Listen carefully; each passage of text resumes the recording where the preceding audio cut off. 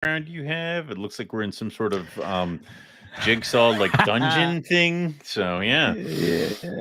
yeah. It's a new year, Owen. We gotta New upgrade, bro. We everything. gotta keep it going.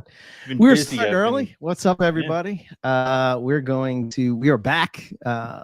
Season 13. Season PO.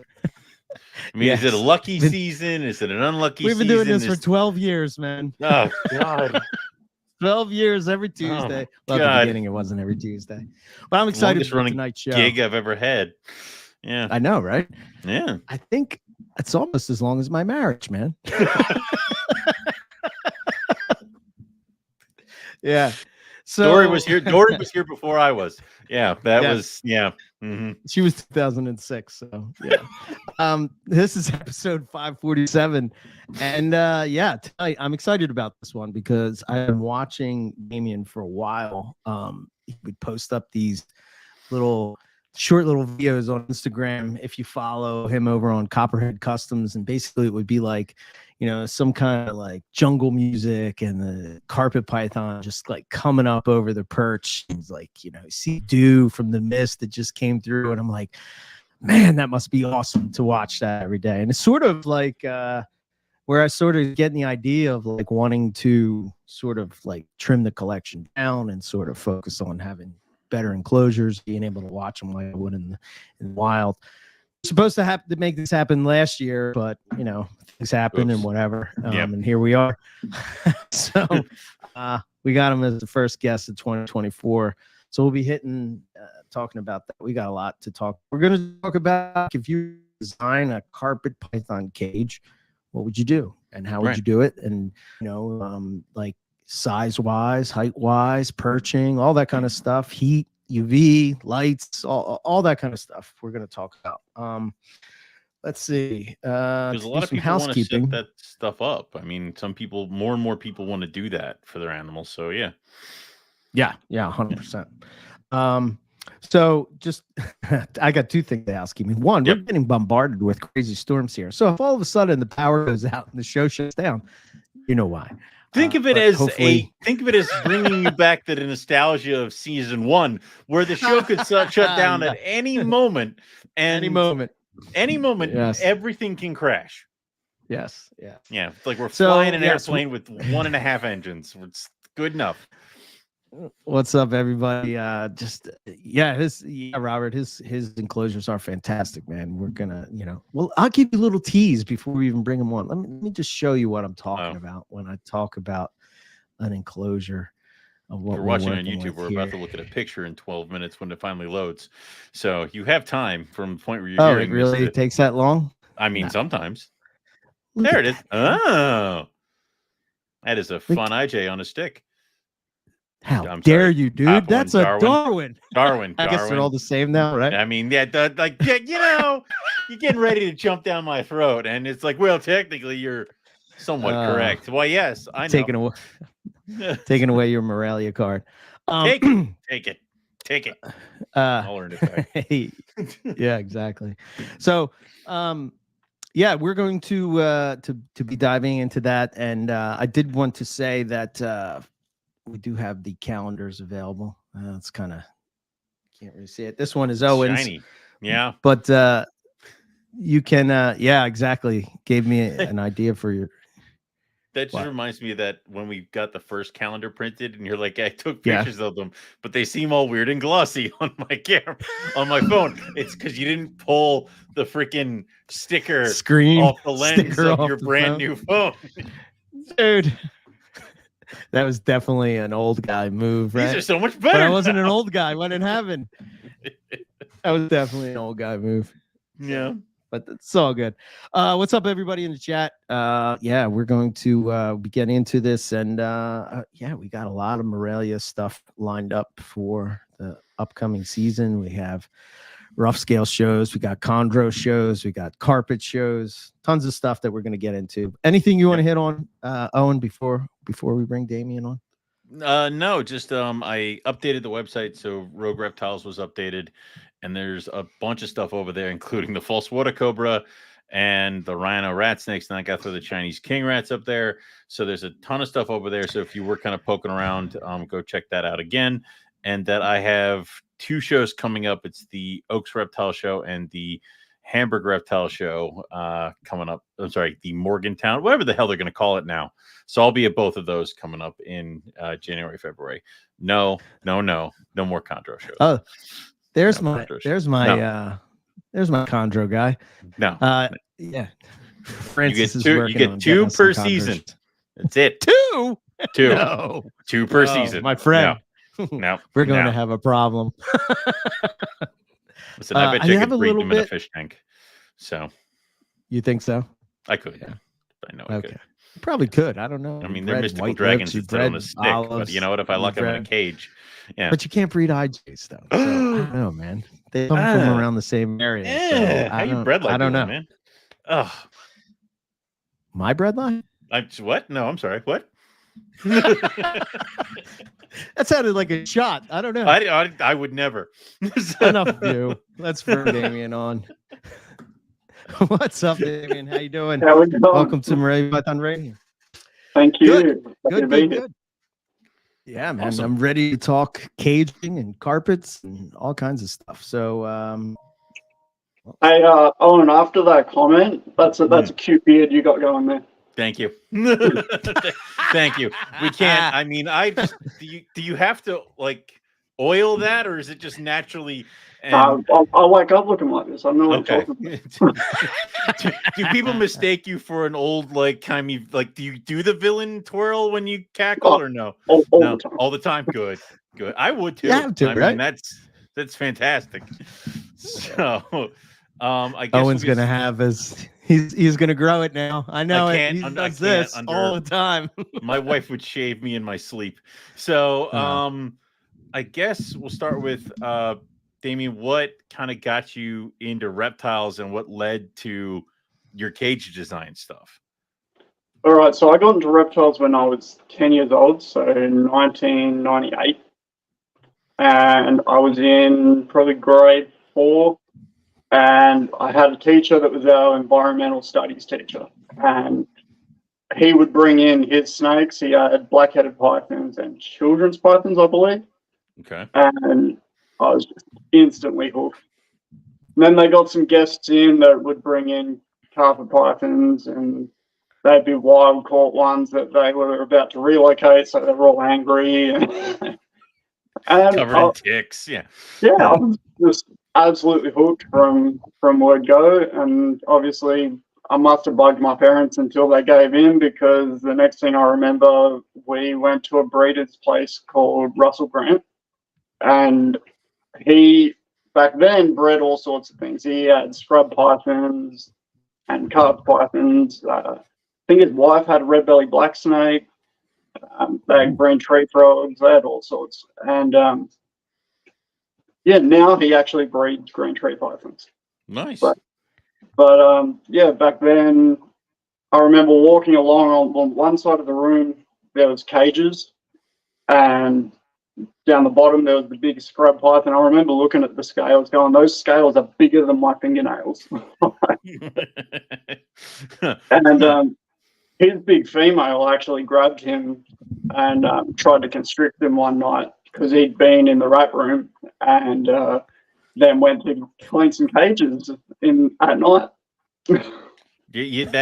No, you never. You deal with rodents after. You don't. No. Yeah. So his wife ended up finding out. So their snake room was in a big long shed out in their backyard, and his wife heard the dog going off, and she's like, "What is going on?" Went out there and found him like trying to get unstuck, and God, and ended up dragging off. And I think shortly after, they had kids, and he decided, all right, I better get rid of these and move them on. But I remember him opening drawers, and the first drawer he opened was hatching jungle pythons. Okay. And it was just like a machine gun, like just all these little mouths. Yeah. Maybe not for your first snake. It does kind of turn you off of it, yeah. Yeah. and then he got along to the Darwins, and from there he waved his hand over the tub, and there was a few strikes, and my boy was the one that didn't strike. So that's how I started, and been going strong ever since. I mean, high school was a bit of a distraction, but once high school was finished, I got back in pretty heavily. So well, I say heavily, but not compared to what you guys have. not your guys heavily. Yeah. All right. What's the collection look like now? I've got 6 carpet pythons. 4 of them are jungles. Cool. Okay. So that machine gun fire always stuck with me, and I could not do it. You decided you wanted it. Like, okay, yeah. But in saying that, I had the one snake for 20 years before I got more. Right. That's awesome. 20-year-old snake. Wow. Oh, he's 25. He's the big guy that you showed earlier. Yeah. He's right next to me. Oh, okay. That's cool. Awesome. And that's cool. And that's a lot of people don't understand that they should hang around that long. Like they're going to be here for a while. Well, that picture you brought up, that was him earlier this year. Okay. And that's his condition at 25 years old. Not bad. He looks good. That's awesome. He only gets fed once every sort of 3 or 4 months. That's good solid feeding. He's a healthy looking snake. Yeah, he's big, he's strong. Like he's probably just under 7 foot. Wow. It's weird. It looks like he snagged that right at the botanical gardens. Oh, this takes me back. Yes. Yeah. Damn. I noticed, awesome. I know we'll get into it about perching and everything, but like I'm looking at the muscle tone on the snake on like the side of the snake there. And what I noticed is when I was keeping carpets in racks, and I talked about this a while ago, is that they sort of lost it appeared that they lost the strength in their tail from not being able to climb, but we'll get into that. But I just look at that and I just see that they must, going up and down that log multiple times a day, help keep that muscle going, and prehensile tails and all that stuff. Do you notice that snake is strong, like when it grabs you, if you're holding it, wrapping around you? Yeah, all of mine are in a minimum of 4 foot tall enclosures. Okay.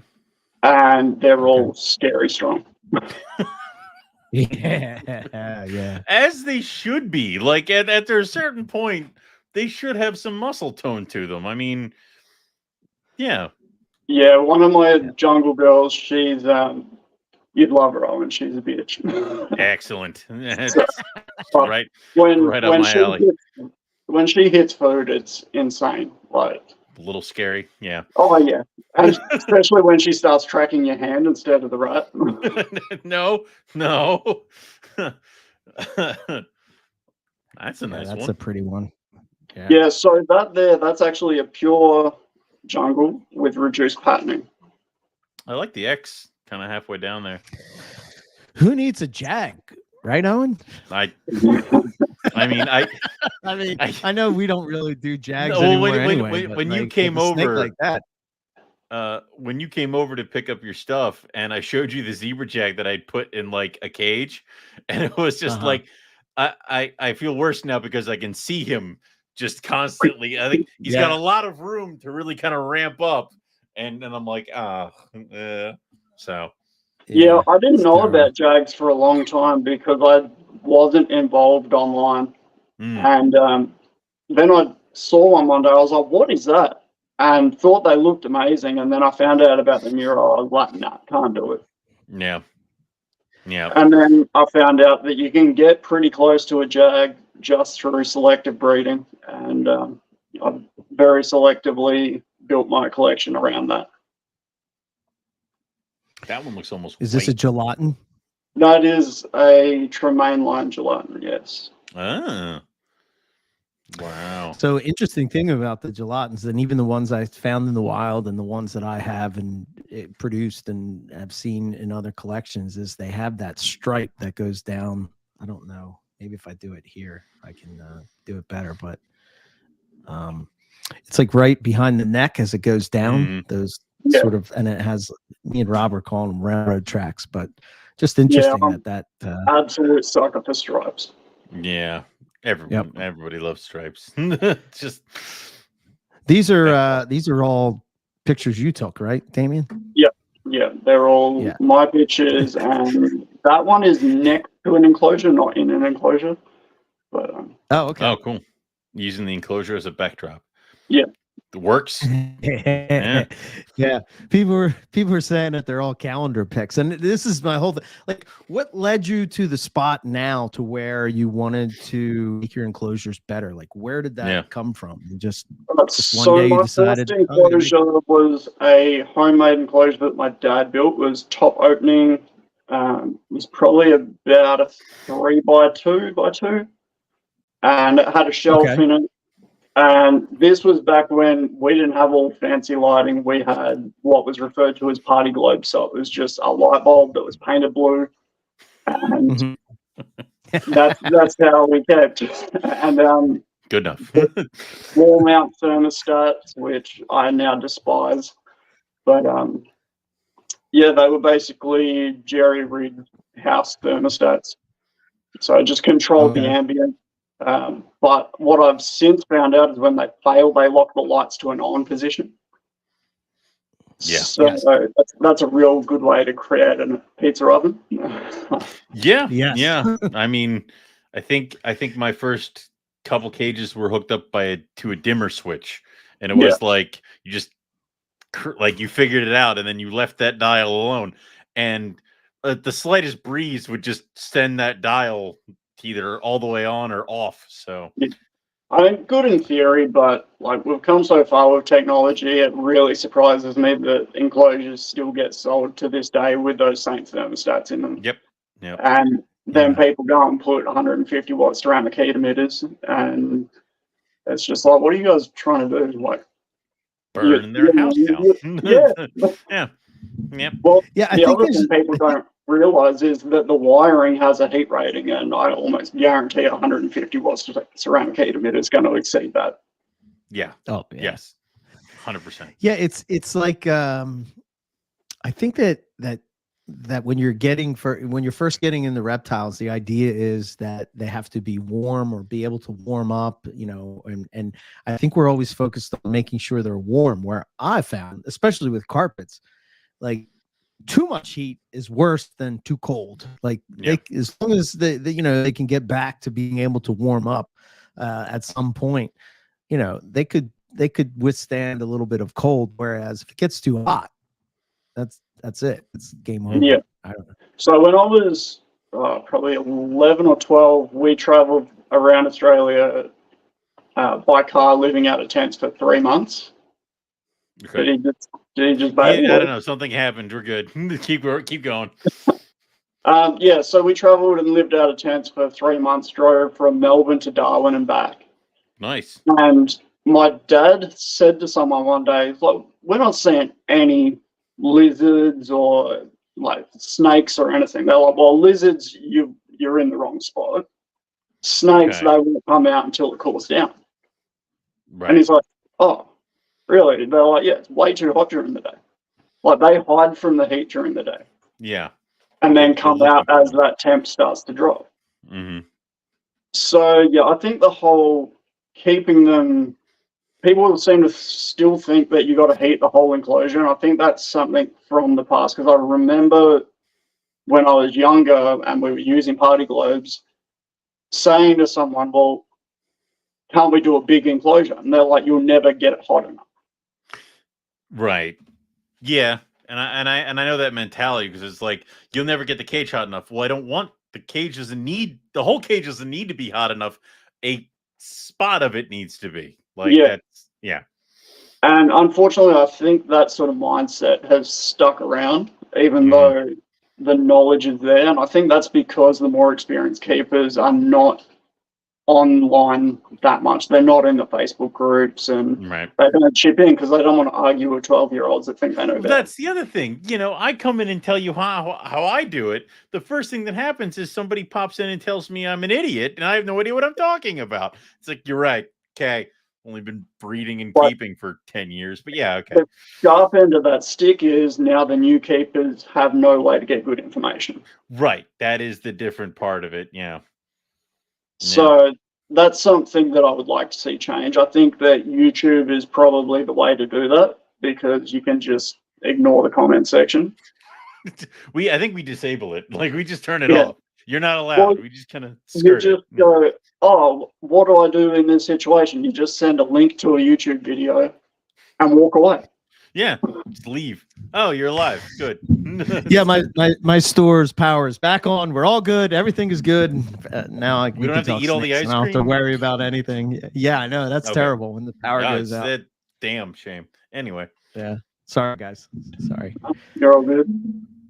So, yeah, I think that keeping them too hot is something that needs to change. But I think the only way to change that is to put more educational content out. Yeah. Yeah. We've been trying for 12 years. 12 years we've been trying. Eventually some of it's going to take. I mean, I imagine we're like, I think we're going to be like Picasso. We'll be appreciated when we're both dead. So, yeah. Yeah. Okay. So where were you at? As far as I'm up here still. So as far as your company, Copperhead Customs, so like when you were contacted by a customer, how do you kind of work through that with them as far as design? Right. So the first time it happened was I set up one of my enclosures, took photos, put them online. And this was when I was first starting to get into the reptile groups and stuff. Okay. And the next thing, people are blowing up going, oh, can you make one for me? Yeah. I was like, oh, well, I guess so. Yeah, sure. So I did the first one. He told me the size, but when I got there, he sent me the completely wrong measurements. Luckily, I made it too big and not too small, so I was able to cut it down and fit it. And then it just spiraled from there. The original idea was I was just going to flip enclosures. I was going to go on Facebook Marketplace, buy secondhand enclosures, refurbish them, sell them on. Mm-hmm. But the orders just started rolling in. So what the original plan was you tell me the species, I'm going to match the enclosure to the natural habitat. Okay. Then I had someone with a bearded dragon go, oh, but I want a jungle theme. So I was like, all right. So what do? I'm like, well, if I can focus on just the functionality of the setup, right, and support the natural behaviors of the animal, then it can look like whatever it wants. Right. As long as it's got the right parts of it. Yeah. Yeah. It just needs the right features that are functional to support the behavior. Yeah. Okay. So I did that, bit my pride, and from there I was like, it sort of opened my mind a bit more. Like, I've got Thailand themed enclosures. None of these snakes are from Thailand. But I love Thailand. I mean, why not? It's great. So it opened a few doors that way and really made me focus on studying the behaviors of the animals and building a setup. The reason my slogan is enclosure, exhibit, habitat is because a habitat requires the functionality. Mm-hmm.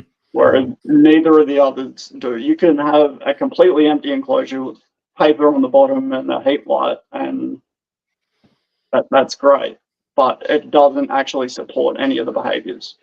Right. It's just function. Yeah, it's just bare minimum function. Yeah. Just why you get bare minimum behavior out of the animals, right? Yeah. And people are like, oh, well, they don't climb. I was told for so long that carpet pythons don't climb. All the time. All the time. All the time they do. Well, I actually strongly disagree with the term semi-arboreal. Yeah, Like, I don't know about that one. I think they're highly arboreal. Yes. Yeah. Yeah. I mean, I think it depends on their environment.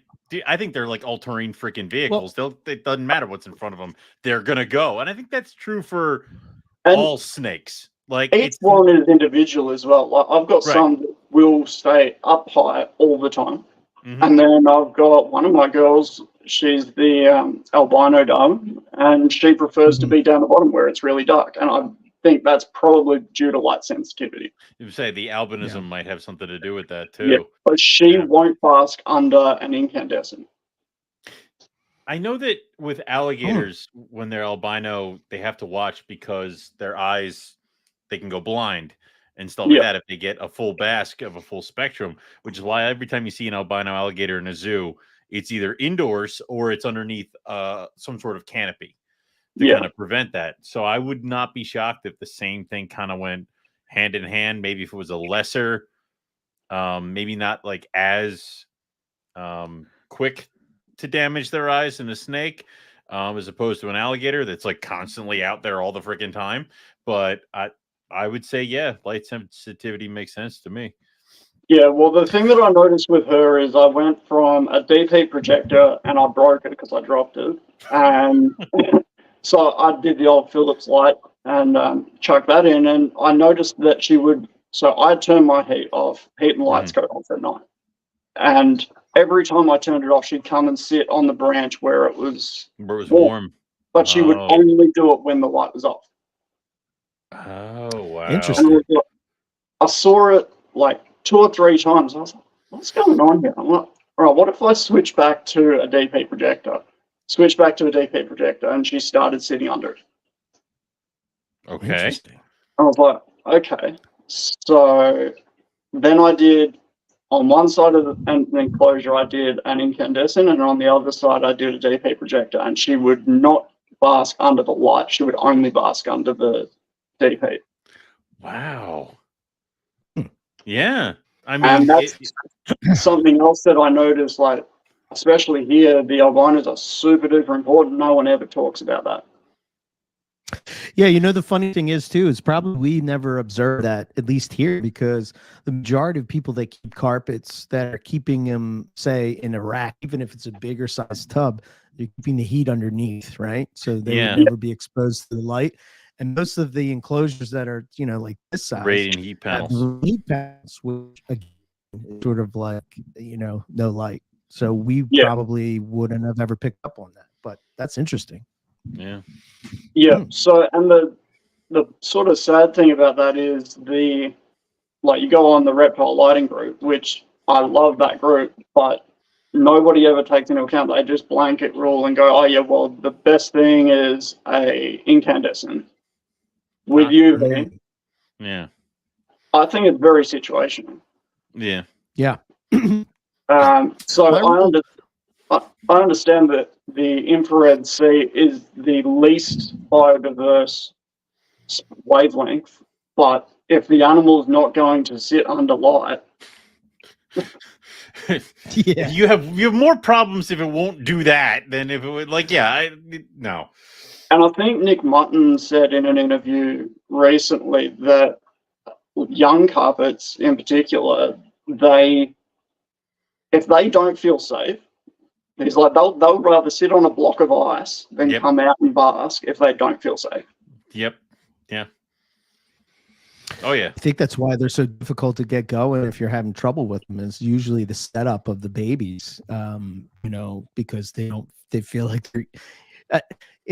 I mean, it makes sense, right? The biggest predator for them is going to be some type of bird. Yeah. So they're going to be looking at everything from above, and here comes this big heat source from above, and especially if they've never seen it before. I find that all of the young ones that I've had, the first time they see overhead heat, they freak out. Yeah.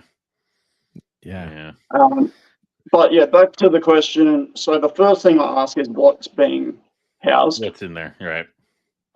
Then I will generally try and convince them to go with a bigger option, because most of the time they're picking something that they've been told on a Facebook group, like a 4x2x2 for a carpet, which I don't agree with. Okay. I think carpets need that height.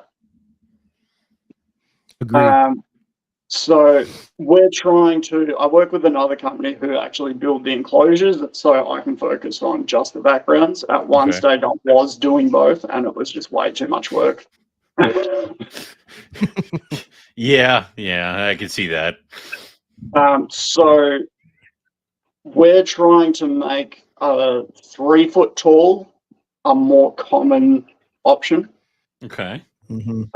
But the issue that we have here is the reptile stores are not stocking anything that's really suitable for the animals that they're selling beyond being a juvenile. Okay. So our eventual goal is to open a store that's going to be more like a showroom where you can go in and you place your order and then it's built. And that way we don't have to worry about trying to have enough floor space to stock gigantic enclosures. The other option is flat pack, but we don't have anyone like Custom Reptile Habitats or Zen Habitats or any of those here. So to do flat packing kind of stuff. Yeah. We don't have that option. Yeah, that makes or break a lot of caging companies out here of how they can get it to you, because sometimes you'll find somebody who can make you an enclosure for cheaper, but then the freight absolutely kills you because they can't flat pack it and stuff like that, or they can't even deliver to residential. So yeah.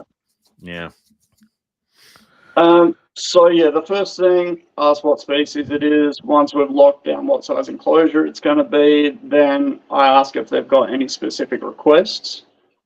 Most of the time, I've managed to build enough of a reputation that they just give me free rein.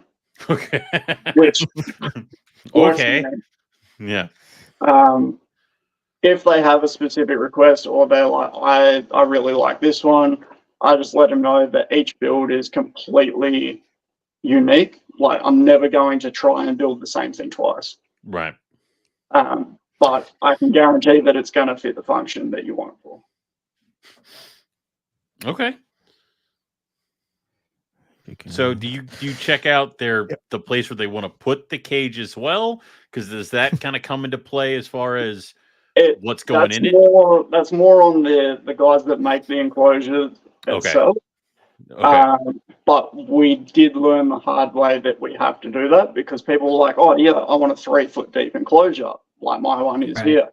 You can't fit 3 foot deep through a doorway. Oh shit. Damn. Okay. Yeah. So this gigantic enclosure next to me, I had to build in the room. And if you ever move, you're going to have to take it apart or take the top off. The entire reason I refurbished this enclosure recently was because our landlord decided he wanted to do the carpets. And I had to pull it apart. And then pulling it apart, I wrecked the background. And so I was like, This sounds like I have a tank in my living room that's as tall as I am. It's a hexagonal tank that I had to bring in one panel of glass at a time and then glue together and all that stuff. And then the base I actually had to cut in half, bring it inside, rejoin. Yeah, that was, and put it all back together. What's in that one? Rhino rat snakes. Yep. Yep, it's planted. Do you have photos of that up? Yeah. No, not really. I will text my wife right now and tell her to take pictures of the rhino enclosure. Because you mentioned it before, and I was like, I can't see any photos. Yeah, I hide what I do from people.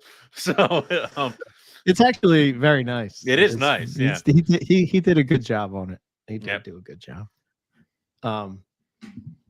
Yeah, I think so when you're designing, let's say we're designing a carpet python cage, right? Somebody wants to have somebody built, or somebody wants to contact you and do that. What is the most important thing, do you think, in regards to carpet python for the design? What's the thing that absolutely should have? The most functional aspect of carpet pythons, in my opinion, is the height and making that height usable. So shelves, especially for the adults, and big branches. Like, you got to go big with big snakes. Mm-hmm. Plants, perches, decor, it has to be big. So are you just constantly riding around and like if you see a nice stick or a nice log, you're just pulling over and throwing it in the back of your truck or whatever? So I drive a very small car. Oh no. Which has constantly got the back seats folded down and is constantly full of leaves and bark. It's perfect. But to the point that if we ever have to give anyone a lift somewhere, we take my wife's car. Okay. Yeah, it seems like, so one of the things I'm sort of jumping ahead because we're talking about height and perching, and I would agree. I have these diamond cages over here, and while I'm rebuilding the diamond cages after the breeding season is done, which I'll have to do in the house, in the room, because of the same situation. But one of the things that I noticed about your design is that you sort of have like these rock ledges going up. I'm assuming, is there heat to where they can bask in those areas or certain areas, and then Only you at sort the of at the top. Okay. Yeah. So the purpose of those ledges was to create the heat gradient, because in a tall enclosure you have to think up and down, not lengthways as much. So I do try and achieve a 10-degree gradient from both left to right and a minimum of 10 degree from top to bottom. Okay.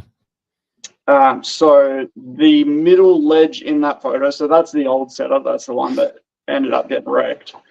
That middle one was I think that spot would sit at around 30, and the top would sit at about 35 to 36. Okay. And then at ground level it'd be sort of mid to higher 20s. Okay. Gotcha. Depending on the temperature of the day. Okay. Right. Yeah, I always worry about, heating, like you're saying, top to bottom, my like making sure that the basking spot is hot enough, but also that the ambient is, okay. Do you find that matters? I remember you talking a little bit about ambience on Animals at Home podcast, and like, what's your thought when it comes to where's my tap gun? The ambient at the bottom is 24 degrees. Okay. And then middle 26, top 27, basking zones probably about 36. Okay, so. And then I just let the snake decide what he wants. I just make it available to him. Okay. So then you're just giving them basically the options that they can choose wherever they want to go. They'll figure it out. Yeah. I think something that happens too much in the reptile world is we try and play God. We try and dictate what these animals want. And I think that there's not enough education out there for us to do that. Okay. Yeah, I like when you are you attaching those logs in any way? So when I build the backgrounds, I create like a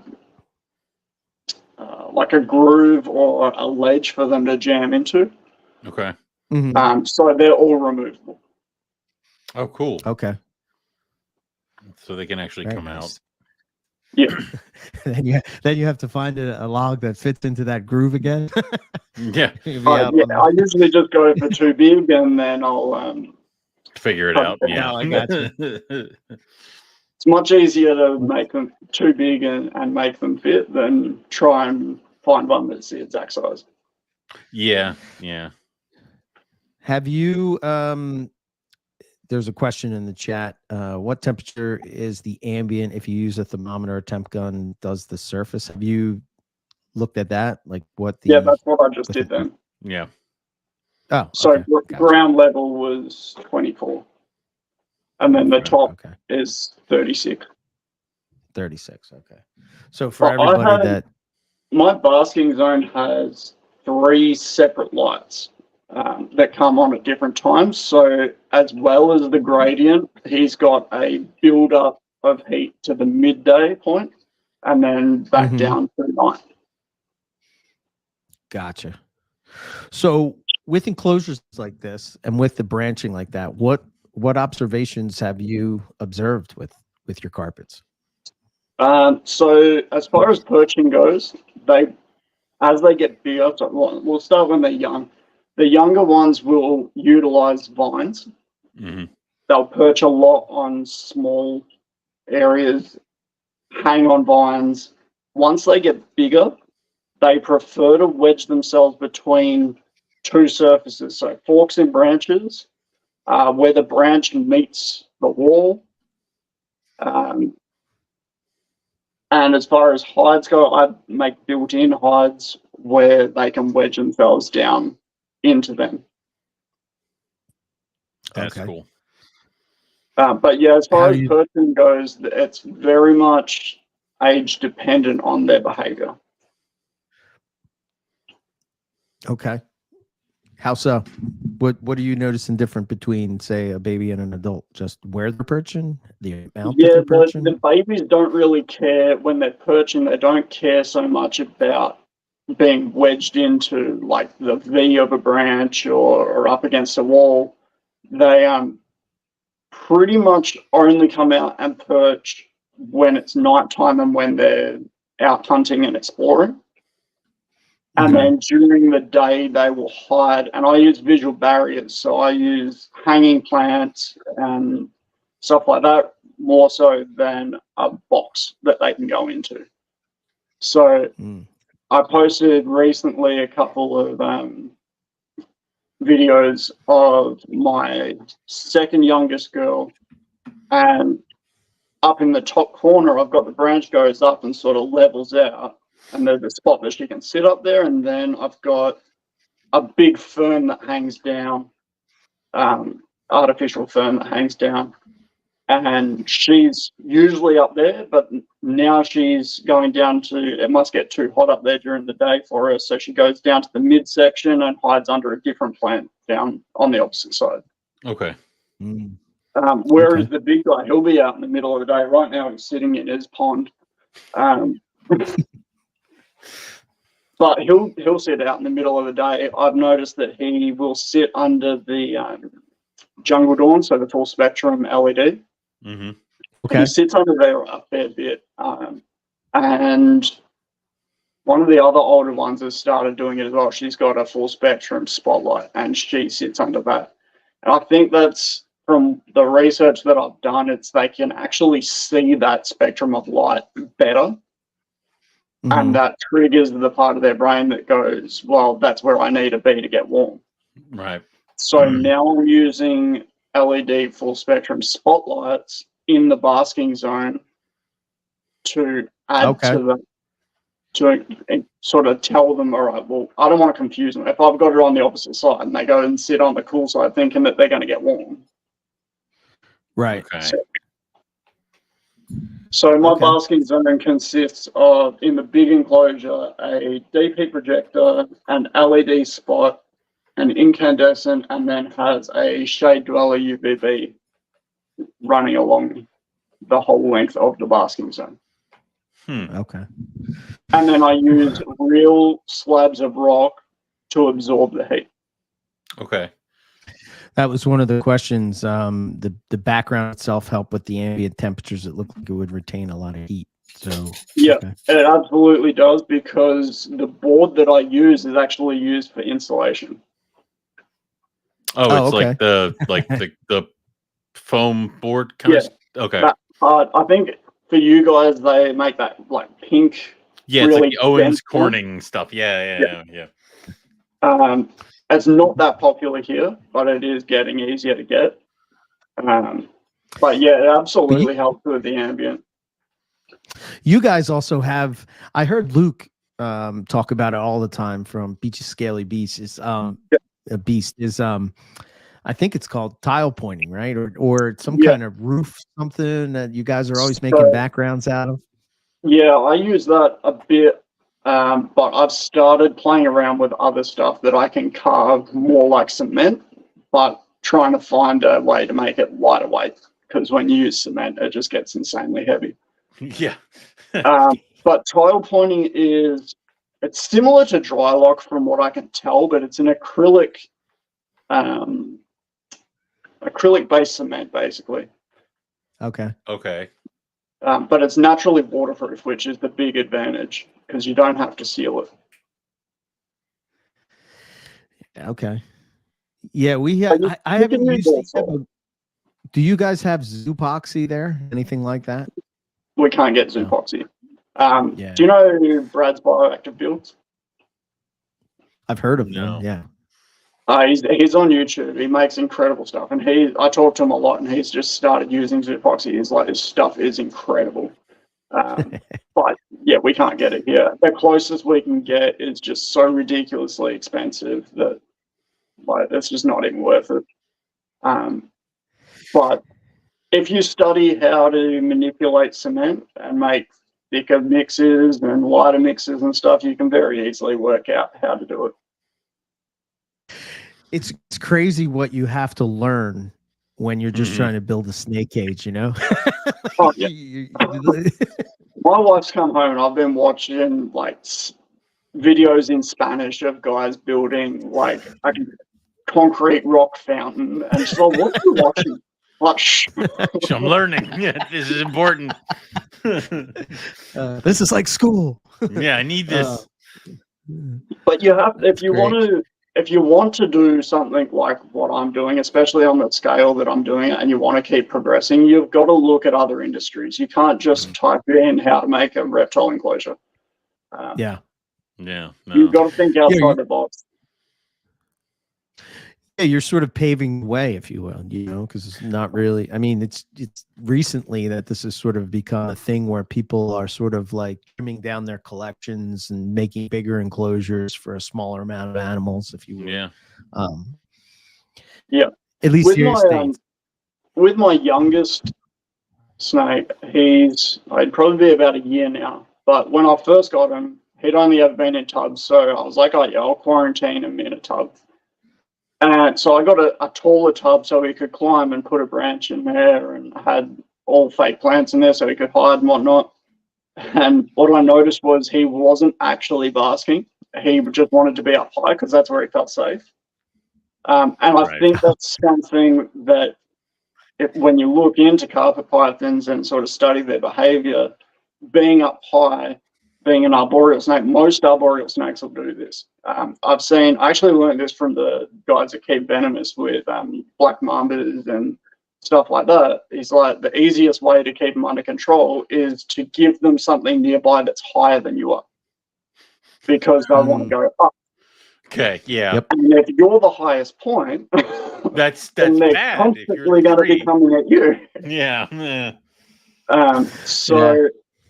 I was like, all right, so they want to go up because they feel safe. Like, this is an arboreal snake, probably the same thing. So I'd take him off the perch, put him on the heat mat, straight back up on the perch.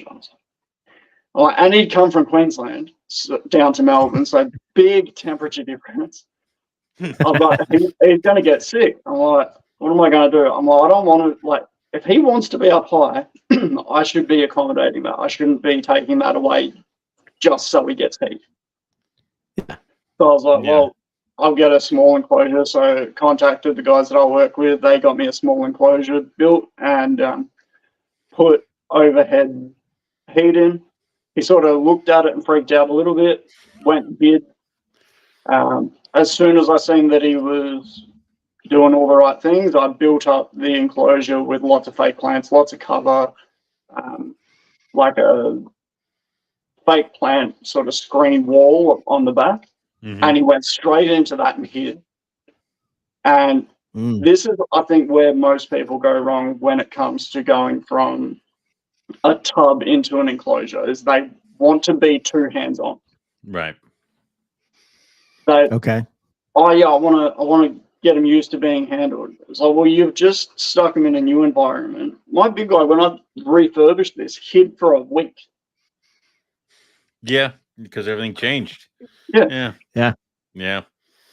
So I think utilizing lightless heat can be a really good way to transition from a tub into an enclosure. Have your heat during the day, your heat lamp, so they get used to the overhead. Mhm. But at night, for maybe half the night, or even to start with the full night, have a spot where they can go and sit on something hot.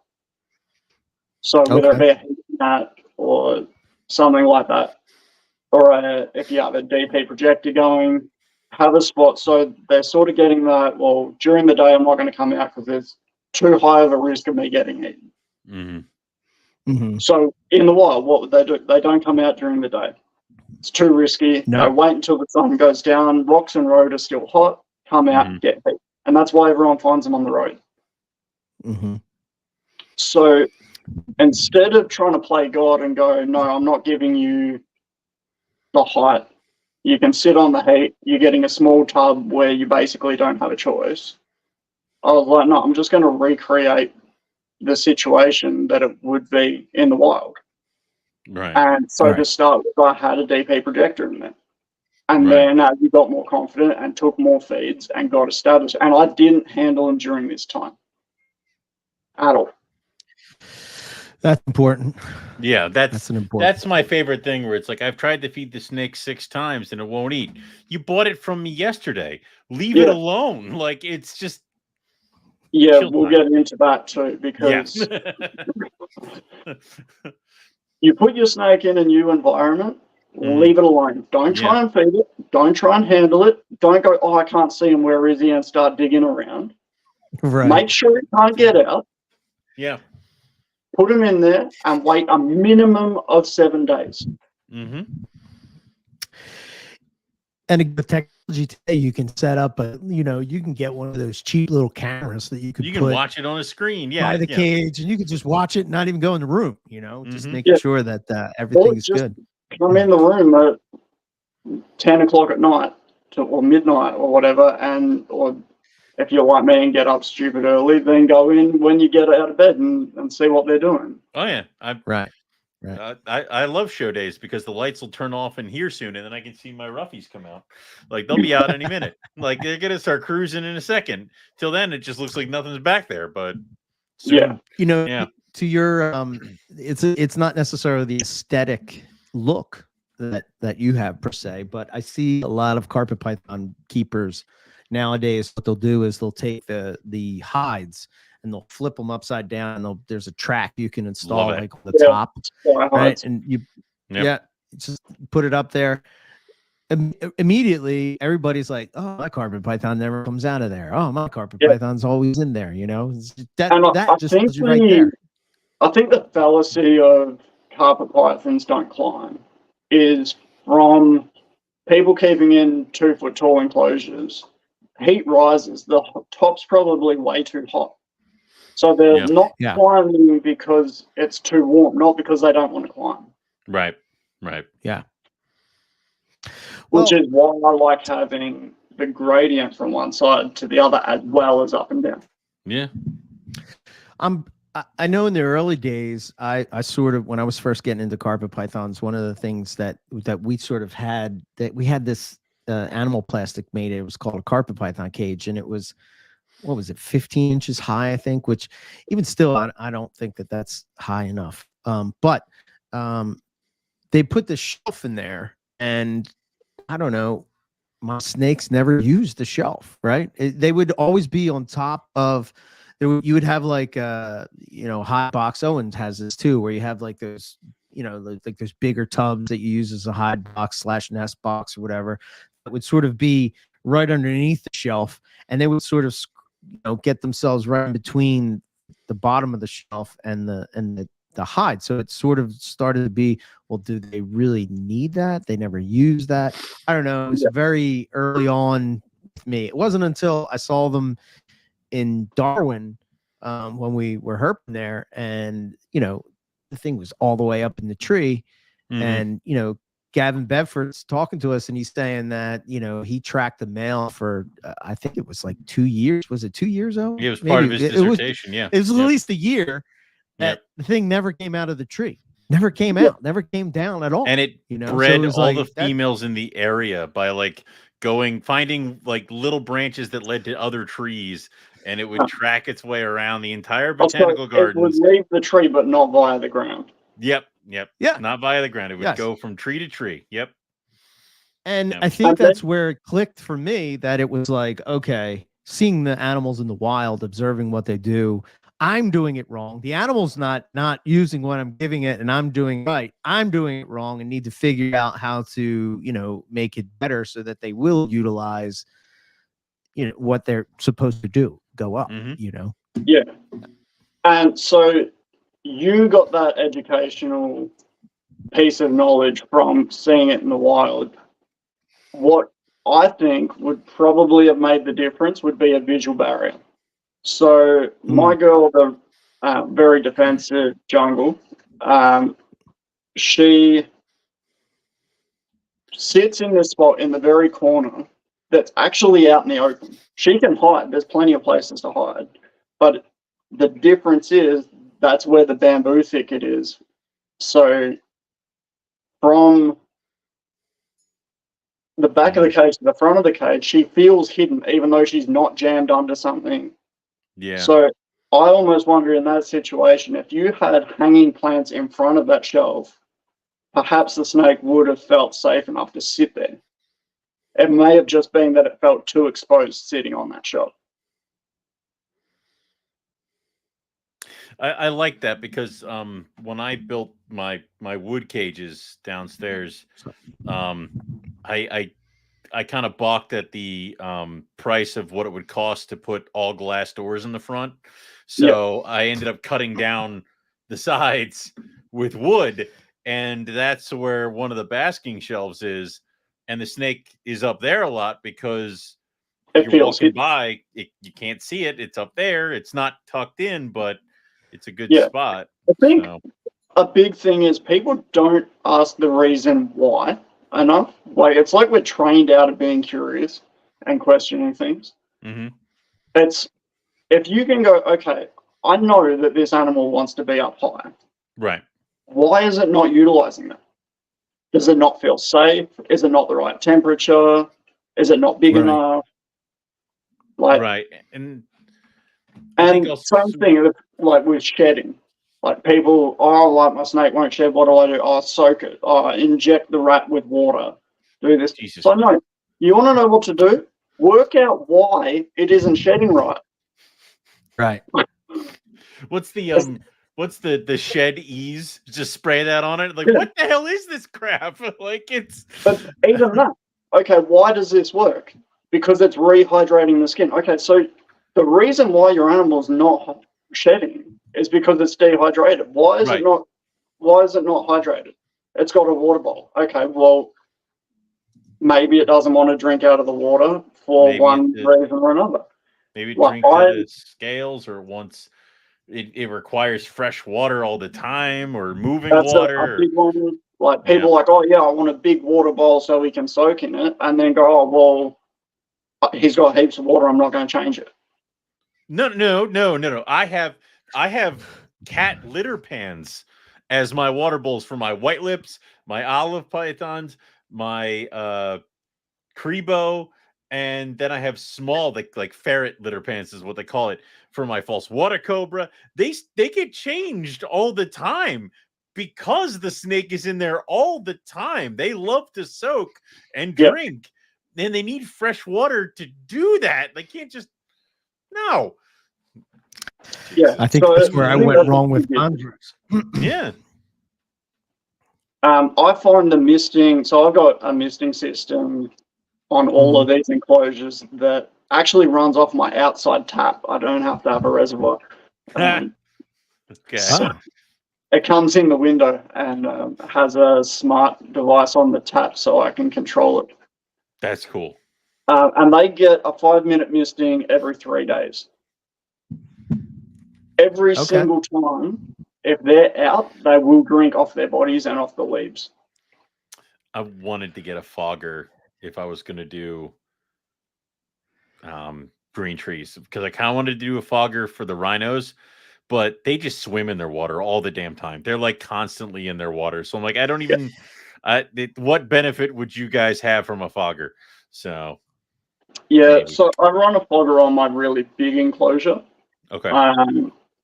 And that runs straight from the pond itself that's got the running waterfall. Okay.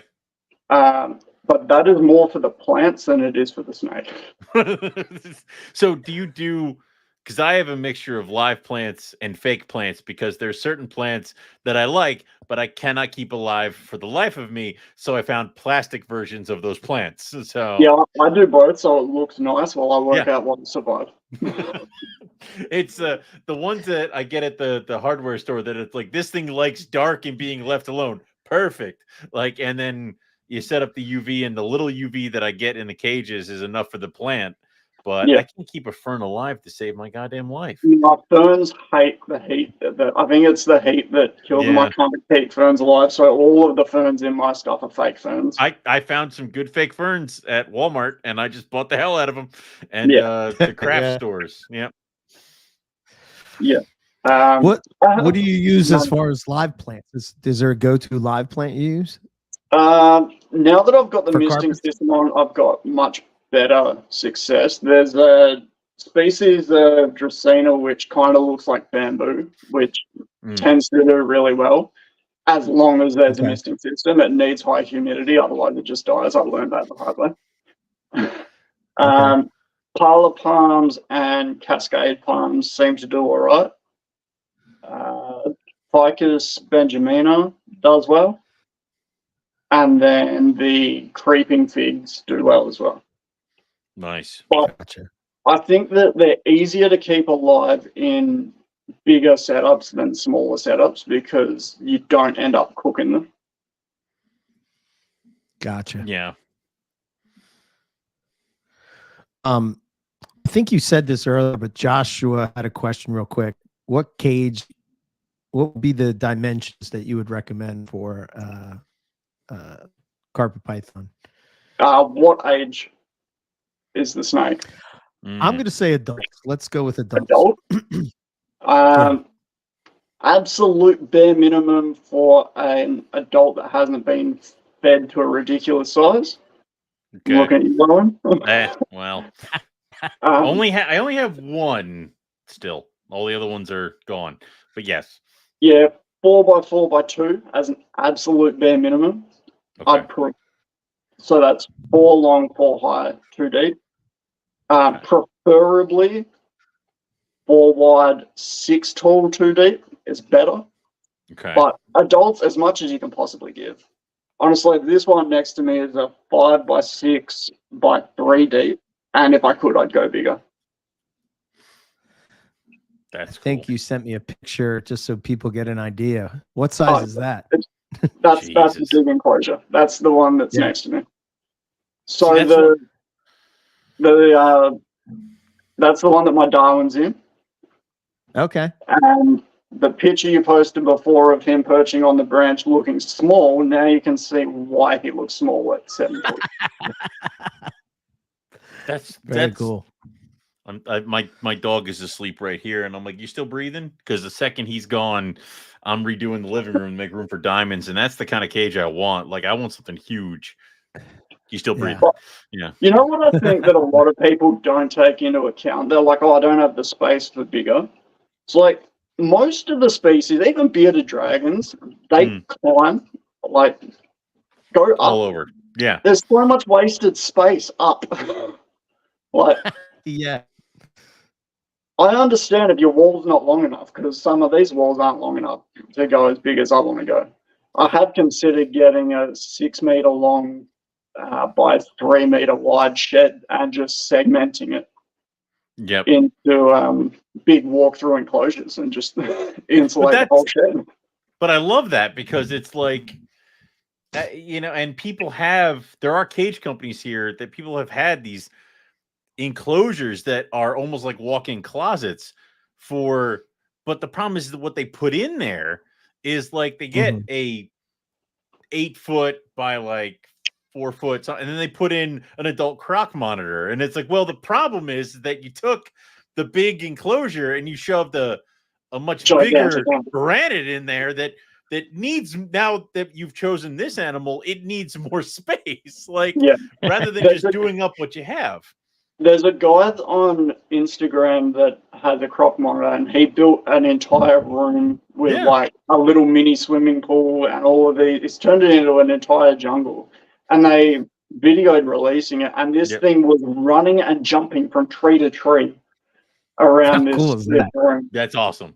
Yeah. Like, I'd be in big trouble if I lived over there because we can only have native species. Well, how far can I take this?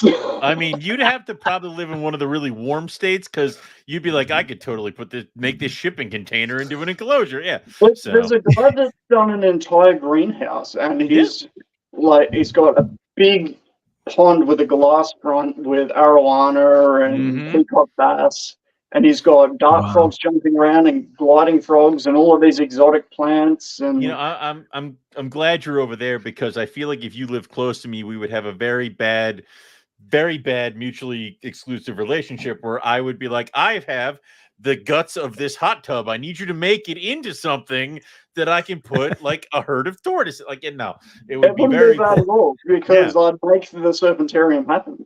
Exactly. Like I keep saying, Eric should drain his pool. You know how many freaking tortoises we could have in there? Herd of pancake tortoises. Yes. And my Gila monsters. Yeah. See, they're all right there. So. Yeah, so I'd be in big trouble if I could do retics or anything like that because I just want to just buy a warehouse and just deck it out. Oh yeah. That's why I was living vicariously through Ari when he was setting up his thing because I'm like, I put glass on that like wing. Put something there. Yeah, it's great. Yeah, do it. That's the first thing in a long time that's impressed me. Yeah. Yeah. Well, I've got to get out there and see that. They've done such a fantastic job.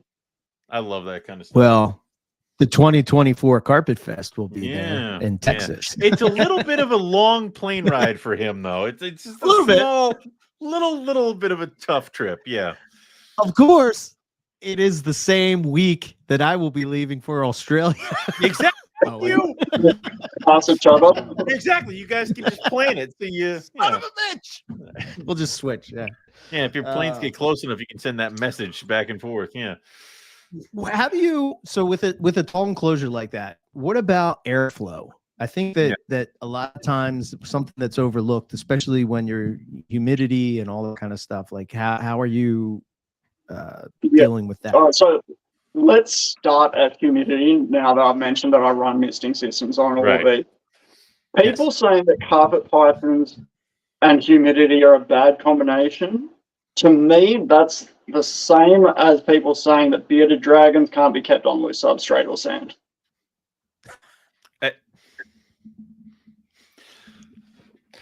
I love it when those things come up because it's like, oh yes, because someone's out there packing down the substrate in the wild. Like I don't go and watch Fry's channel and see where he's finding these animals. There's a lot of loose substrate. Oh no, can't be there. Don't worry, friends, I'll save you. Like again, back onto the concrete. This comes back to people not asking why. Right. Why can't a bearded dragon be on loose substrate? Because it gets impacted. No, don't stop there. Why is it getting impacted? What's the next question? Because it's dehydrated. Yes. Because you think that there's no humidity in the desert, which there is. It just comes at different times. Start spraying your bearded dragons in the morning and watch them drink every single time. Yeah. By lunchtime, that humidity's disappeared. But the animals staying hydrated. Yeah. I think because in the desert, the humidity spike creates that moisture content. Right. I think the thing with humidity with carpets, at least, I think, for some reason we have and I don't know if it's the same in Australia as it is in the States, but it's like, if it's not broke, don't fix it, right? And for a long time, my feeling has been like I feel that like let's just say the generation before us that sort of started to keep reptiles where, like you said, you had to paint the light bulb and all that kind of stuff, and there's nothing for reptile keeping. So you sort of had to invent your own stuff. But now we're at a spot where the technology has advanced, but yet the keeping is not advancing as much as the technology is advancing. Some carpet python, like you can keep carpet pythons at say 40 to 50% humidity, but is that the best for them? You know what I mean? Like there's still shit. I mean, I've had carpets to where, you know, back when I was younger and I started just getting into them, it was one of the reasons that I got into carpets, because like all the other species of pythons that I had specifically had to have those high humidity requirements. And when you didn't have them, you sort of would run into troubles quicker, right? So it always felt like carpet pythons were sort of, and I think it was Ryan Dumas that said it, that they're sort of bulletproof. And I think what people seem to think is that they can be lazy about keeping them because you're sort of saying this. I don't think it's intentional. I think it's just that it's like, oh yeah, you don't really have to keep humidity. I didn't have problems, but should we is the question, I guess. Should we be keeping them more? It wasn't until I went to Australia and I was like, it's humid as hell. You know? Yeah. So, and that's why to me, it's like, it's the same as the bearded dragon thing. It's like, well, hang on, have you been to Queensland? Right. If you walk out of that plane and feel like you're being smacked in the face. Yeah. Yeah. Okay. But not to mention, you've got carpet pythons in New Guinea that's even more humid than Queensland. Yeah. And I think that maybe instead of going, carpet pythons can't handle humidity, go, why are they not doing well with humidity in captivity? And I can already tell you why. It's the ventilation, because without ventilation, you get bacteria growth. Right. And I guarantee that every single time they're getting a respiratory infection, it's due to bacteria, not to the humidity. Right. Yeah. Right. Probably. So, and all my enclosures have a lot of ventilation. And I have started using and playing around with PC fans to create a higher level of air exchange. Okay. But also big enclosures, less bacteria in a small space. Right. Yeah. Yeah. I think the other thing when it comes to humidity is, at least here in the States that I've found from talking to people from all over from different spots, right? If you're on the East Coast, let's say you're from Florida, you may not have to do anything for humidity because the humidity is already very high from where you're at, as opposed to somebody that's living in Colorado who has like 1% humidity. So you have to compensate where you're at. And it's not necessarily like you might be able to cheat on the East Coast, so to speak, right? And not have to worry about it, but like definitely going to have to do something about it if you're in the desert, you know? I think that's what people keepers in Queensland, like they can keep carpets outside. If carpets couldn't handle humidity, then they'd all be dropping dead outside. Right. Right. Yeah. 100%. So, and I think it's bacterial. I think it was it Justin that said that he thought he had NIDA or something going through his collection and had necropsies done, and it turned out it was a fungal infection. Justin Julaner? Yeah, it was, or it might have been Zach. Maybe it was Zach. One of those guys. He thought he had NIDA going through his collection, and he's like, all right. So he had a necropsy done. Turned out that it wasn't NIDA or any of those. It was a high level of fungal spores in the respiratory system. Yeah. Not enough ventilation. Yeah, that makes sense. Yeah.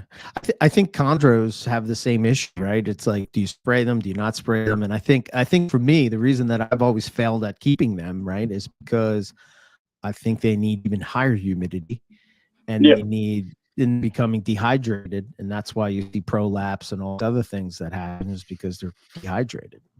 I've gotten back in contact with Russell Grant in the last couple of years and doing green trees now. I've spoken to him a lot about like the prolapsing issues and stuff like that. And he said that's all down to hydration.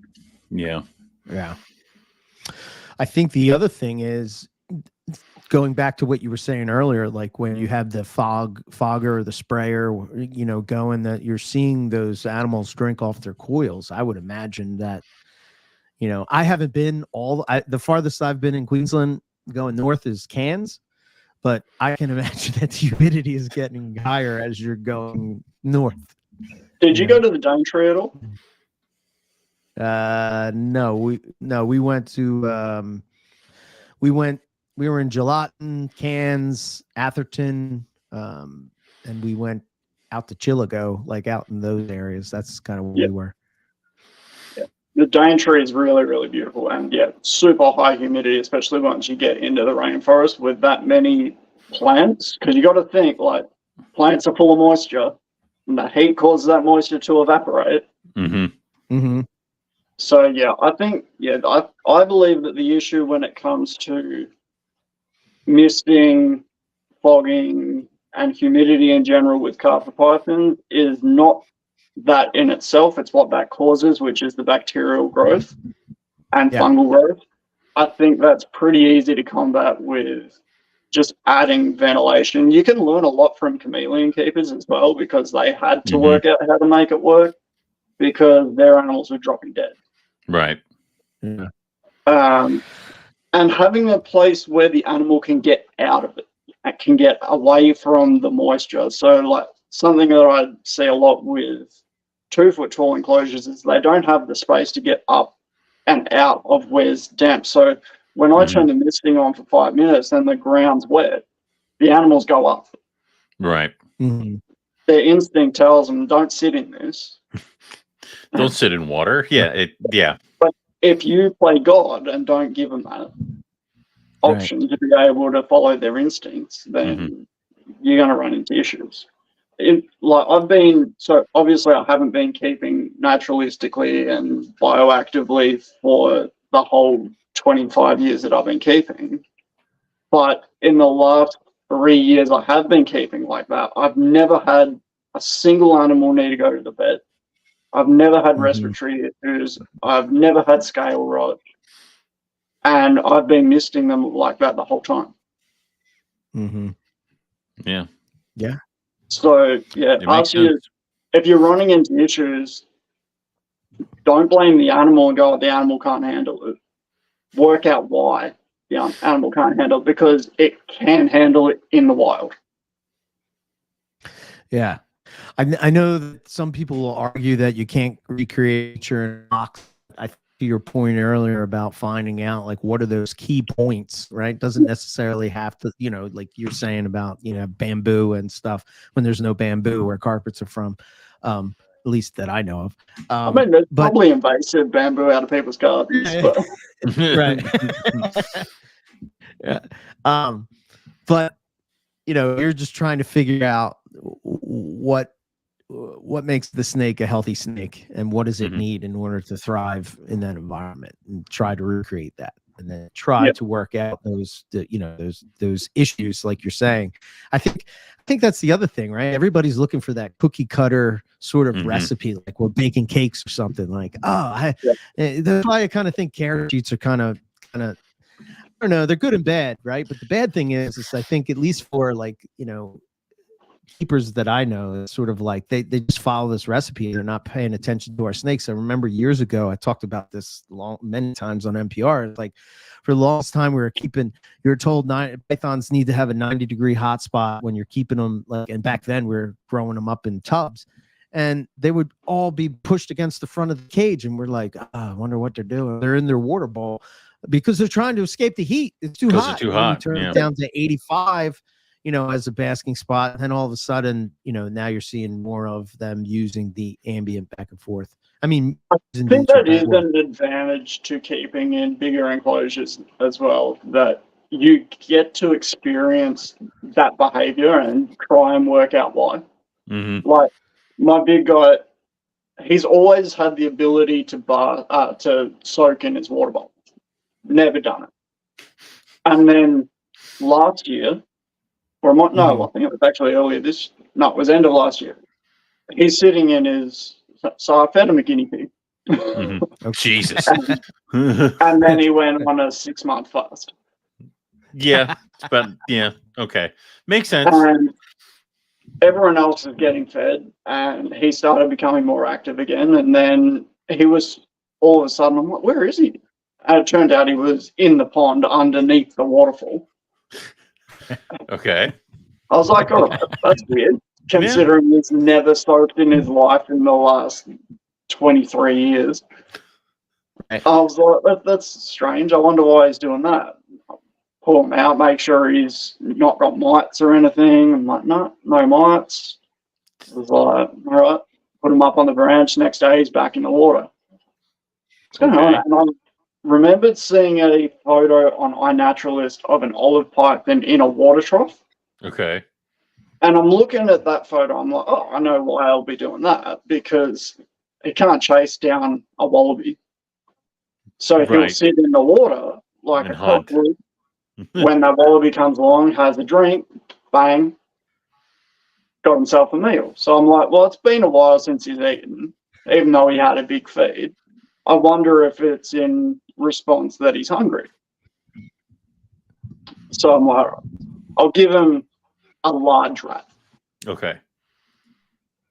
And as soon as he smelled that rat, so he'd sit with his nose sort of just above, and as soon as that rat came in, tongue. I was like, oh, and then bang. Bang. Yeah. Grabbed it, dragged it in the pond. I'm like, great, now I've got to drain the pond. Yeah. Great. Okay, cool. Yeah. Which, if you're doing water features and big ponds, get a wet dry back. Yes. Okay. Yes. Good to know. Fantastic. Water change. Exactly. You Josh, can't pull it out. Yeah. Joshua in the chat was just asking about, do you do ponds and waterfalls in your enclosures? So yeah, the big enclosures got a pond and a waterfall. The smaller ones don't. They've just got water bowls that are fed by the misting system. Gotcha. Okay. So they get fresh water. If I'm not doing a pond or a water feature, then I prefer a smaller water bowl, just so they get that constant change of water. Yeah. And it makes it easier to clean. If I ever have to, when I have to break down the rhino cage, I'm putting a waterfall in again, because it's one of those, like, I'm not doing it right now. It'd be way too much. But if I'm already going to have to rebuild it, hell yeah, I'm going to add a waterfall and stuff like that, because it'd be cool. My eventual aim is to have water features in all of them. Nice. Yeah. Because that's the other thing. You find them, where do you find them in the wild? Along creek and river systems. Yeah. Well, yes. And it's also cool. In the trees that are along the creek. With some of the guys that I got, they like to hunt the fish and stuff like that. So it's always like, have a cool kind of water feature, couple of minnows in there, and every once in a while, if they're hungry, go snag a fish. And it'd be kind of cool to see that, but you know, you got to make sure the fish will live. Yeah. I want to do one that's got, instead of a substrate dam, has a shallow fish tank in the front. Oh yeah. Yes. Oh, and nice. try that. Okay. See if I see any different behavior with that. I'm blank. The Mertens. God damn it.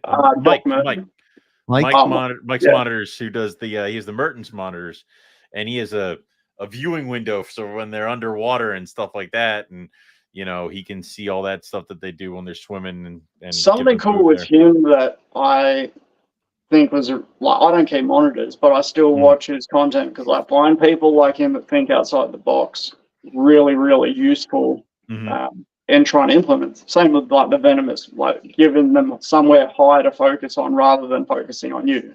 Right.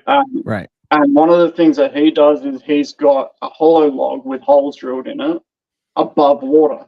And he said he did that because the babies, he's like, I had this theory that the babies would sit in trees above water. So if a predator came, they could bail. Dump in the water. Yep. Jump in the water and go.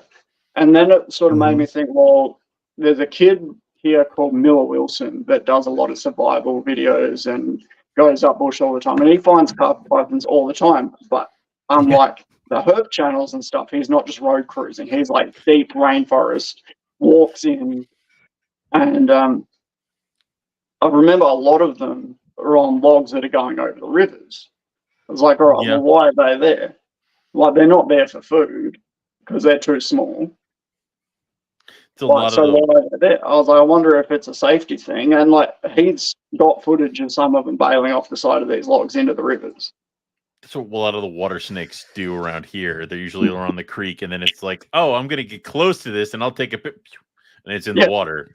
Mangrove snakes in Asia, like there's a lot of stuff like that. If you sort of think outside the box, I've heard a lot of people that are keeping carpet pythons in tubs. If they've got a perch, they find it a lot easier to get the carpet python eating, because the carpet python's in a spot that it feels safe. It's up high.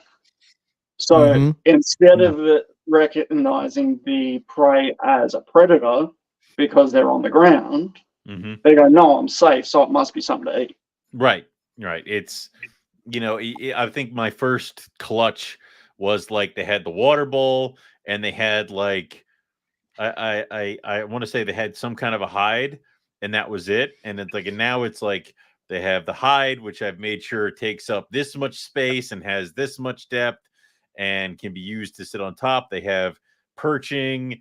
If that doesn't work, then we'll add moss and stuff. Like there's all this kind of stuff that can kind of that progresses to be like, if once they feel comfortable, that's when they will start eating. So I'm going to do as much as I can. You want to be a good keeper, work out what makes your animal feel safe. Right. And what prey item they want. I'm just like, here, I'll give you whatever you want. Just I'm taking a leaf. There's a lizard. I'm taking a leaf out of your book, and I'm just feeding all random stuff. Like whatever, I found a poultry breeder that comes into work, and I was talking to him, and he's like, I've mentioned how you were getting the eggs with the embryo. I thought out a couple of those this week. I found out that I have quail eggs that have little baby quails in them, and then I have quail eggs that don't. And I'm like, all right, these with the little baby quail, you are far too important to be fed to these false water cobra. Like these garbage disposals, whatever. Like, no. Like these need to be over here. I'm gonna go to the store and I'll get you your quail eggs. Like, forget you guys. He's got quail, but we've had a crappy season, so he hasn't had that much. But he's also got ducks and chickens. Yes. Okay. So, do you find that when they grab them, that yolk goes everywhere? I have not fed out. I mean, I fed button quail babies, and I fed like the ones where I crack out of the egg. I didn't see yolk or stuff go everywhere. I did. Every once in a while, you do have it where they grab it with gusto, and the out insides become out. But that'll happen all the time. Like I had a breadlie shred a mouse last week, and I'm like, why, dude? Like you're a 2-year-old. You're beyond this crap. Like, come on. What I find is that the chicken embryos, they've still got the yolk sac. Great. Okay. And they belt them, and there's just yolk in all directions. Great. It's, Mike Curtin gave me a bunch of trout, and I fed that to one of my carpet pythons, my big female. And because I was out of rats that size, and I'm like, let's see. She took it, but she hit it so hard that when she constricted it, it just exploded. So there was fish all over her cage from floor to ceiling. She's covered in trout blood. I'm covered in trout blood. There's spots on the ceiling, and I'm like, never fucking again. We're never doing this again. So now when I feed fish is I cut it into small chunks and leave it there. Yeah. I'm like, I'm not Chuck. Like, no, that was bad. That was a bad day. That would have been a hell of a cleaning job.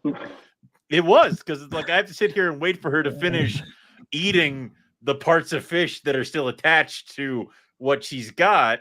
And then I have to pull her out, clean everything, clean her. And of course, at this point, she's switched on. So she's ready to like tear into me at this point because I smell like a fish. So it was great. So. Awesome. Also, I wanted to chat turned on. So if anyone's asking questions that I'm not answering, that's why. That's fine. We're trying to catch as many. There's a couple people to get it through there, but I wanted to we were talking about ventilation real quick, and I wanted to just I saw this picture, and to me, this is something Oh. that's purposely done, right? That I this like is what that. you're doing for ventilation in the cage. And do Yeah, you have so like a lot of builders are just doing this single row. We've gone for double to create more ventilation. I like that there's ventilation at the top and the bottom. Yeah, so that's to create that chimney effect where the hot air rises and draws air in from the bottom. Oh, that's cool. Because normally you just see, I mean, normal cage companies just come and they're all along the top or something like that. Yeah, we see some where they'll just do like a bigger sort of wall vent on the top. I'm not a fan of that, mostly because it gets in the way of my backgrounds. But it's part of it, yeah. But yeah, like we, other than like Exoterra and a couple of others, we don't really have mesh top enclosures. And most people that try and keep in mesh top enclosures run into issues of them not holding enough temperature. Right.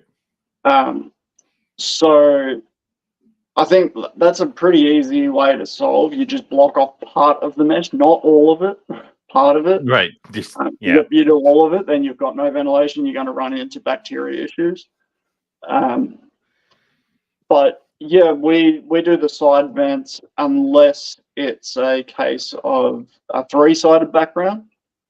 And if it's a three-sided background, then we do a row of vents sort of up the side and down the other side, or along the front, that top plinth and the bottom plinth. That'll have it. Okay. So it'll go that way. That's cool. Yeah, it depends on the layout of the enclosure. Gotcha. Wow. So that one there that you brought up, that was a bearded dragon setup. Okay. Oh, okay. That's a nice bearded dragon setup. It's like, you know, it's not. I'm glad it wasn't on the AstroTurf carpet, like, you know, with a hammock in there. That's great. Yeah. Here's a fun one for you. The guys that I work with, they have one of their bearded dragons that has allergies. So any loose substrate and its eyes just become inflamed and it gets all like snotty, and so they have to keep it on AstroTurf.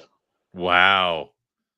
I've never heard of AstroTurf or newspaper, and AstroTurf better to clean. So they just every couple of days pull the AstroTurf out, pressure wash it, put it back in. That's so cool. I think that just goes to your comment earlier about knowing, you know, individual animals. We talked about the albino carpet, you know, et cetera, to where, you know, if you see a problem, the thing you keep hitting on through the whole show, and I'm picking up on it, is why is that happening? And I'm trying to fix it from there, you know. This enclosure that you've got up now, that's a Aki enclosure. I was hoping you were going to say that. That's so cool.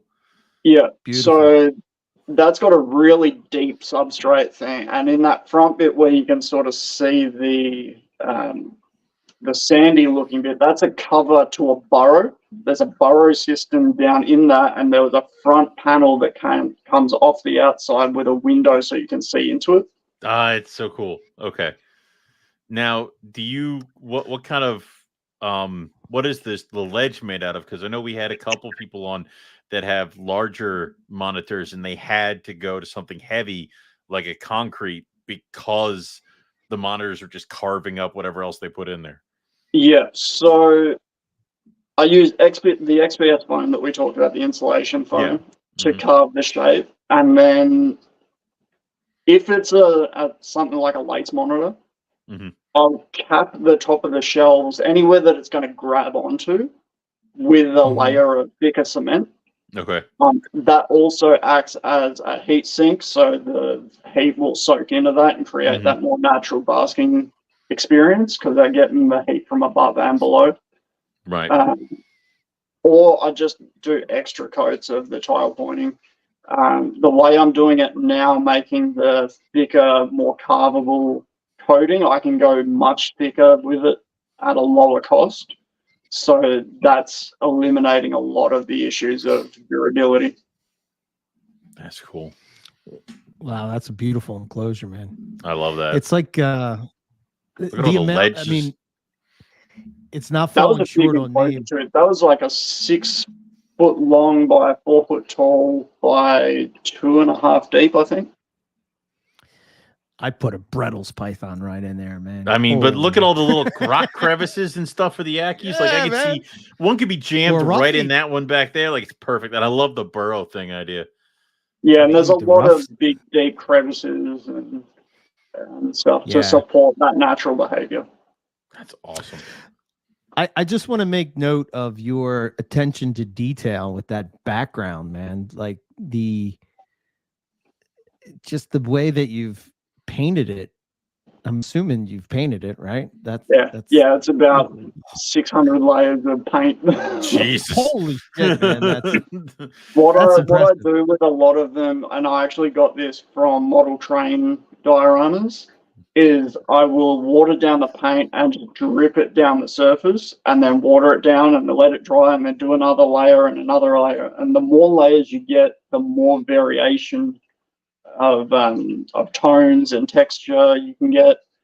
And then to get the dark watermarks coming down, I did a really dark wash, so I watered down black paint, and then I got a sprayer with just water in it and deleted sections by just spraying away that black.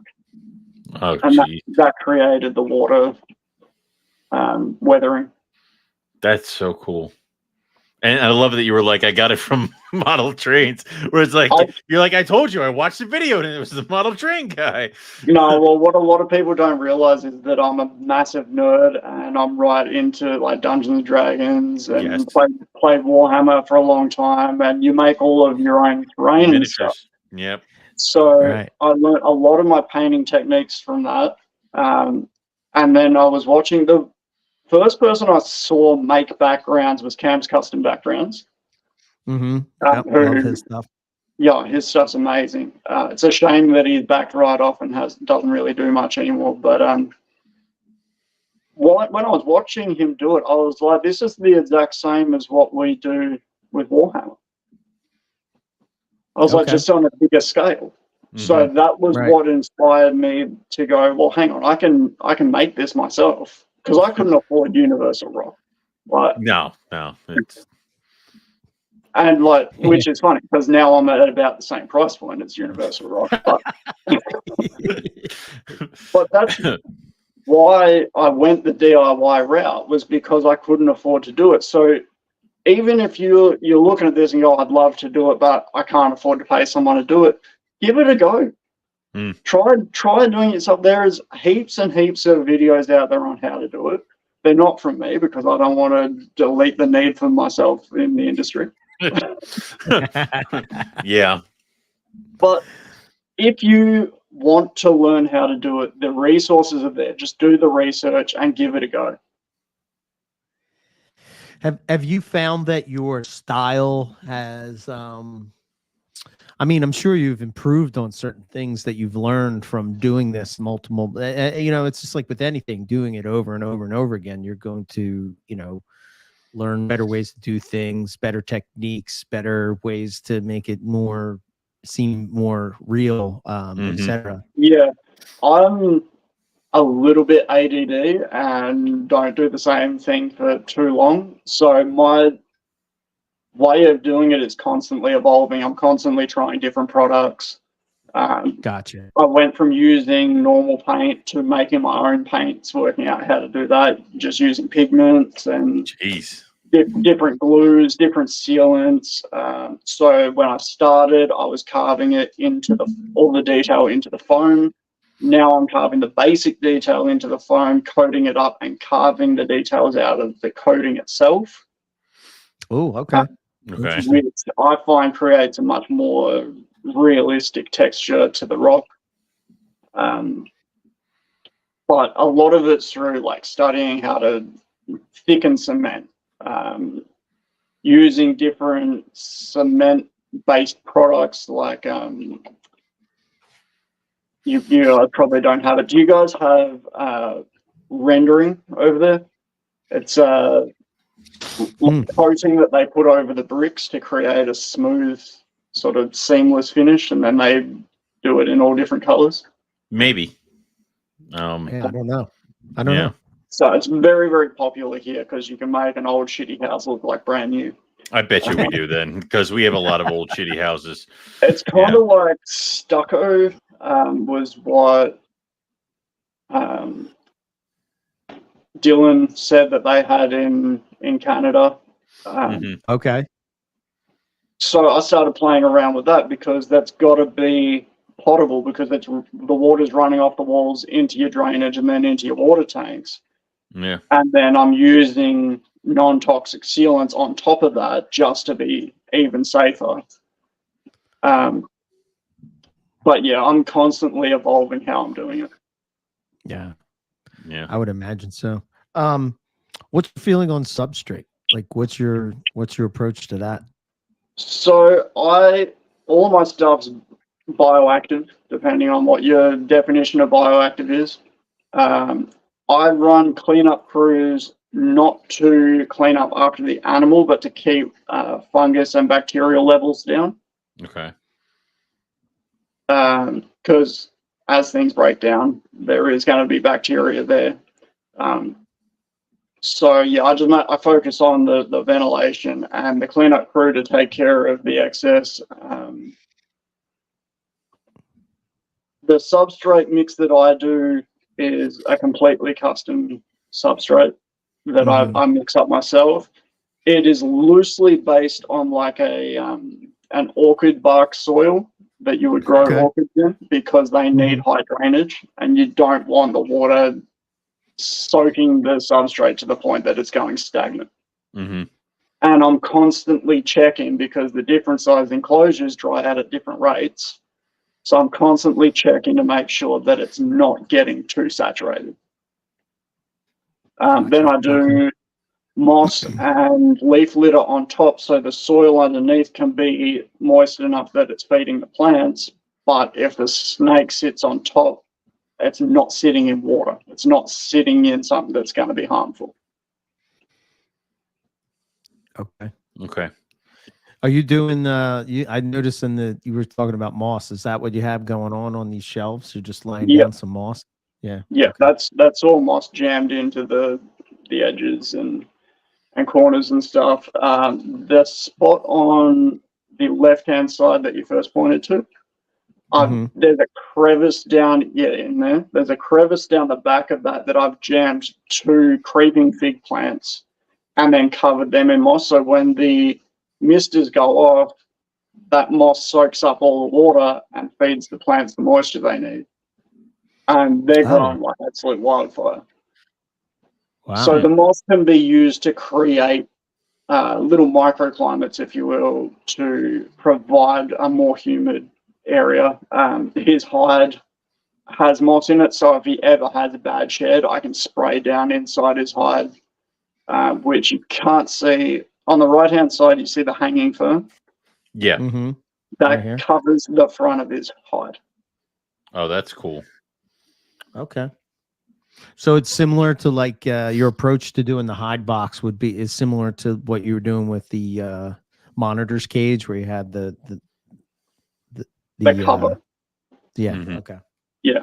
So he's got a big deep hole that goes right down under one of the shelves. And then instead of putting a lid on it, I've just hung plants over the front of it. That's cool. Because then it's like he's got the cover just going in. Yeah. I would wonder, have you ever, like if you were going to breed in an enclosure like this, I wonder where they would use to lay. I wonder where they would go. I mean, you'd think that she would go there, but I think she'd probably go on the ground, to be honest. Yeah. Someplace. Because you see the snake catchers, and they're always finding them in like compost heaps and and stuff like that. So and now they're eventually finding them I'll together. try it. The plan is to breed eventually, but I'm not in a rush. Yeah. I mean, I bet if you put enough mulch and leaf litter down there, she'd just go under that, and she'd be happy as a clam there. Yeah, so. I'd probably be, if I was going to try and breed in that setup, I'd probably just dump a heap of leaf litter and stuff in. Yep. And yeah, let them decide. I would probably go the maternal incubation route. Oh, 100%. Because I think it would be interesting to see what they choose. Yeah, I would be curious if like she would leave the eggs during the time, you know, like because if you're breeding them in a tub or a smaller cage, they sort of, you know, some of them do leave, some of them don't. Why do they? Why don't they? You know, is she going to go up and bask? You know, is that something that they're doing in the wild? My female was clockwork. Every morning she's out, she's basking, she's back on the eggs. Every evening she's out, she's basking, and then she's back on the eggs for the overnight. It's like it was like clockwork. When she was doing that, did you have heat during the day and no heat at night? We have the heat comes on in the morning and then it kind of rises and peaks around noon, and then it drops, and then it'll kind of go to, it won't necessarily turn off. It'll just go down to I think 70. And then whatever my snake room like is, there will be kind of some lower points, especially now. I'll let that safety net kind of drip. And then depending on how the weather is outside is how low the room gets. But at that point, we were in like, I would say we're in like spring. So it should not have been getting down too far, but she wanted to make sure she was on them when the sun went down. So I think she was just trying to soak up that last little bit of heat. Have you got, how many of your carpets do you have in enclosures, not in tubs? All my adults. All your adults. So do you notice that when your heat comes on in the morning, they're sitting in that spot waiting for it? Oh yeah. When I come down, I call them AM checks, because some of my lights don't turn on a timer, which I'm like, I kind of enjoy being able to put eyes on snakes, so I don't fix that. So I come in and turn them on, and you can kind of see everybody's out and they're on top of their bins or they're on their shelves and they're waiting for the heat panels to turn, or at least like they're starting to ramp up, because some of the panels have the little LED light to tell you they're on, and they'll just be out there ready. They ramp up. And then if I come back down around noon, 1 o'clock, I can't find anybody. Everybody's gone. Everybody's warmed up, and now they're in a hide. They're up in a ceiling thing. They're back in a crevice somewhere. They're all doing that, which is cool, because like these guys are the exact opposite. You will not see a rough scale python until the lights turn off. But they will be up in their ceiling hides, nice and warm and hidden all day. So, yeah. Yep.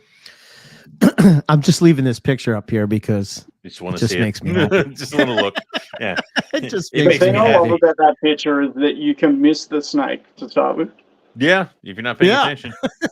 Yeah, man. And you'll notice what I was saying earlier about them being wedged between two surfaces. He's wedged between one of the vines and that branch that he's sitting on. Oh, okay. Yeah, that was the one thing that I noticed. On two sides. Okay. I noticed that was another thing that I noticed when I saw the wild carpets, is that they sort of perched multiple points of contact, sort of like what you would see with an Amazon tree boa type of thing, rather than just like the chondro pose where it's sort of draped. I know this one is kind of draped, but it's, you know, it's just like whoop, one stick. That's all you get. I don't think carpet. You pulled up that picture earlier of one of my younger ones, and she's just hanging on a vine. Like, and that's what I mean. It changes, but with the age, like it changes when they're smaller. They don't seem to mind hanging out on a vine. And like I'll provide both branches and vines, and they would prefer to be on the vine than on the branches. But once they get to a certain size, they just that one there. Yeah. Once they get to a certain size, they're just like, no more vines, more branches. God, that is a nice jungle, man. and it makes sure everyone, that is not a Jaguar. So check out so she was produced by a guy named Philip England. His page is Stone Death Reptiles. I've got her younger brother as well. Cool. Okay. I'm always oogling at his carpets. He does some of the best reduced pattern stuff. Yeah, that's a really nice, beautiful. Okay, well, I guess my last question for you, and then you can maybe hit on whatever you want as closing. But where do you see the evolution of reptile keeping? Do you see it becoming more of this? If we get our way, and no, not if, when we get our way, and we open our showroom / store, I'm hoping that is going to push people to up the standards of what's being supplied. You shouldn't have to go and find someone custom online to get something that's suitable for an animal that's sold so readily. Yeah. Mm-hmm. But you've got lace monitors being sold in reptile shops, and there's not a single enclosure in there big enough. Yeah.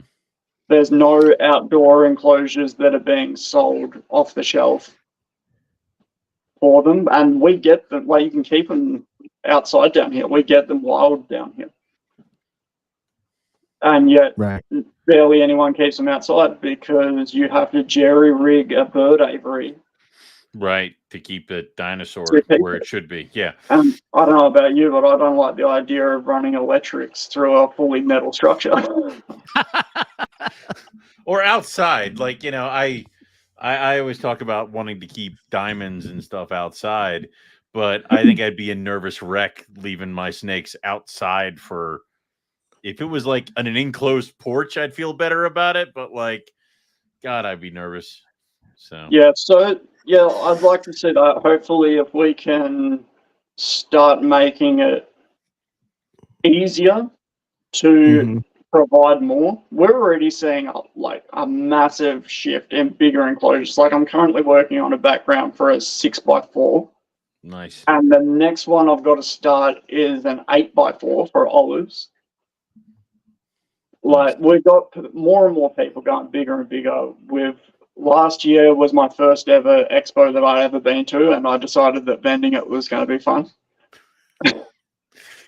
How long were you in it before you realized that was not as fun as you thought? Well, luckily I was there with friends, but it took me a little while to set in. The people that I work with that do the enclosures, I tagged onto their store, and but yeah, that was a blast. Like, I met Peter Birch, Dingo Dinkelman, all those guys, and got chatting to them, and it was such a great experience. I made a lot of really good friends through that. And then the VHS of the Victorian Herpetological Society hold meetings every couple of months, and they're the ones that run that expo.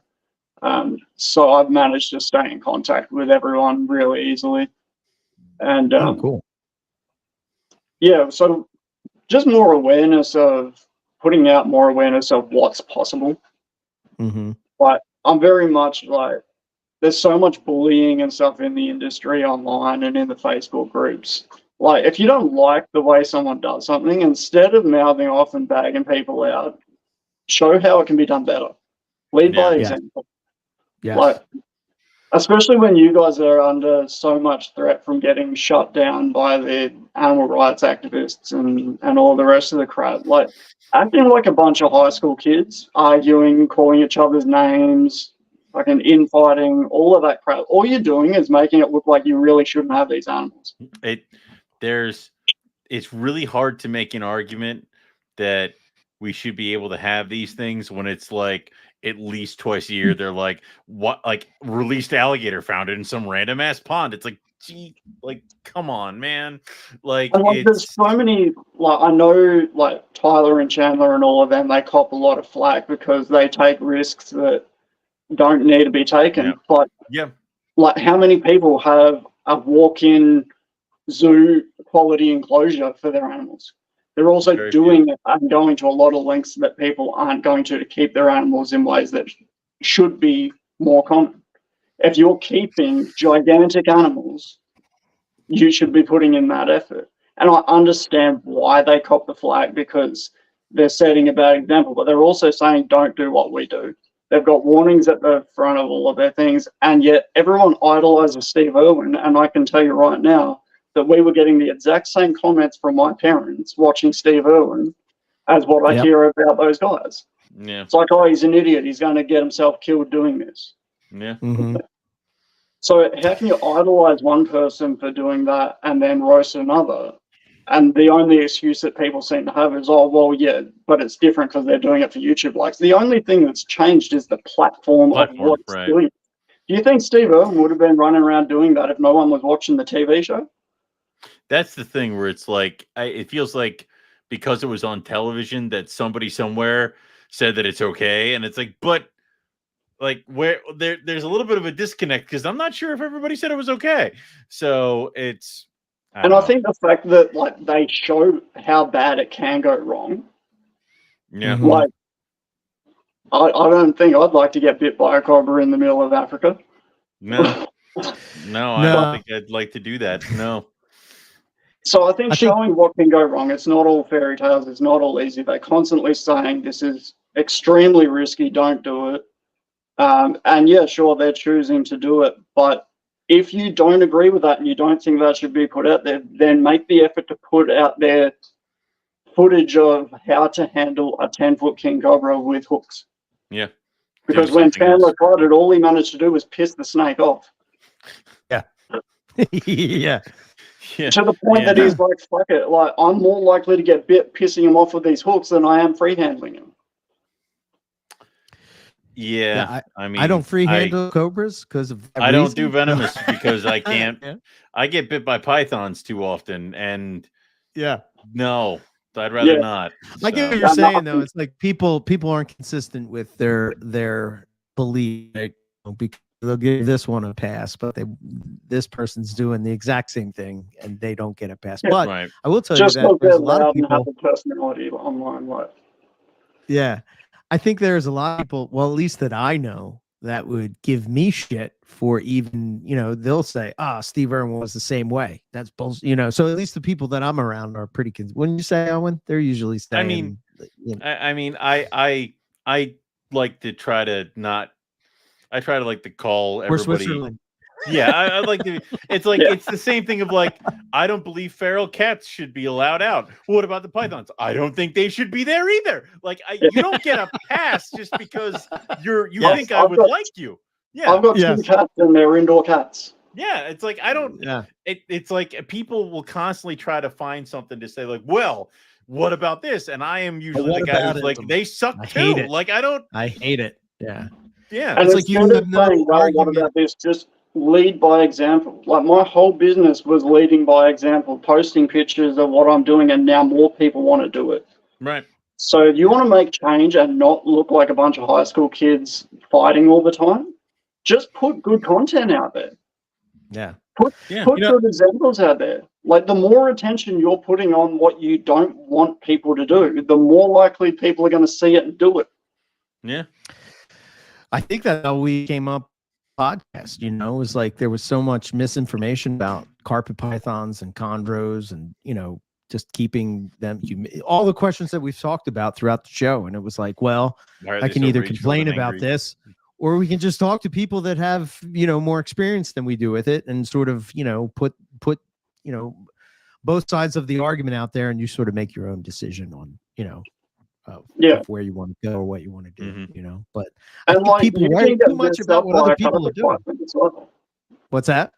You can easily get messed up by a carpet python. There was that snake catcher a couple of years back that ended up in hospital because the big coastal lit him up and severed his arteries. I was watching. I was watching this one snake catcher he got an olive, and it bit him, and he actually got like some kind of it nicked one of the veins in his hand. Well, his hand was just exactly what you're talking about. It was a giant head blowing up, and he's like, every time I handle these, I get one of these. I'm like, one of what? What is going on? Like gigantic hematoma on the back. Like, stop touching it if this happens. Like it's, but oh god, the wrong end. Giant hematoma, and I'm looking at my olives. So I'm like, you guys are pretty much the same size. Like I don't want to. He was the guy that was keeping outside. Yeah. Oh, okay. No, please no. Yeah, there was one of those guys he was keeping outside in big outdoor enclosures, and he got nailed. Same thing happened. No. I mean, Man. it could happen. I'm not getting rid of my olives, so yeah, but fun stuff. Yeah, you just have to. The things that I'd like to see change, I'd like to see the standards go up in a realistic way, because whenever people that are not in the industry try and put things in place, it's just completely unrealistic. Yeah. Right. And if things have to be flat packed to be the size that they need to be, then we need to work with that. And I want to see more people leading by example instead of bitching about each other. Yeah. Yeah. I agree with that one. Because we don't, because at the end of the day, either we all work together or we'll all not have our shit together. So Exactly. yeah, that's either way, it's going to be that. And the funny thing is, like, I was thinking about this earlier today, because I really want to push this more. The more that I get out there, is like, we've got to stop this bullying bullshit. But it's not actually them that is going to be affected. Like, you can bag out Tyler and Chandler all you want. They're on zoo permits. So okay. Yeah. The average keepers are going to get shut down, and they're going to be able to keep going. Yeah. Yeah. That's true. Yeah. But they're not as likely to shut down a zoo because zoos pay taxes. Yeah. They have all this other stuff. So yeah. It's always the money. Yeah. But yeah, you're right. 100%. All we need is zoo. Yeah. I can do whatever That's I all want. we need. Yep. Back to the Serpentarium. Yep. Yes. So that's awesome. That's good stuff. If people want to follow you, where can they go? How can they stay up to? I'm on Enclosure? I'm on everything except for Snapchat. Okay. Okay. And I'm not on Twitter either. But I'm on TikTok, YouTube, Instagram, Facebook. And we're about to launch a website as well, which my aim for the website and the store, once that happens, is I want it to be a resource and for getting things, but at the same time, I want it to be an education center, because I think there needs to be more education out there, and not just people. Like, the photographers and stuff are great, but they're putting the snakes in beautiful spots so they can get a good photo. Yeah. Yes. They're not showing. I can 100% say that is something that may happen. Yes. And the thing is, even if the snake's found in a pile of trash, if you can look at that pile of trash and go, okay, why is that there? And break it down and think, okay, well, look at carpet pythons in roots, right? They're up there because it's got a high ambient, which we know they can survive in. Sure, it might not be the best source of heat, but it's also an extremely low risk source of heat. Right. Right. There's rats, mice, and possums. Hence, the coastal's getting gigantic because they're eating massive meals, and they've got it readily available. And there's zero threat to them. There's no birds. There's no monitors. There's no dogs, cats. So instead of going, we should be keeping them like they're in a roof.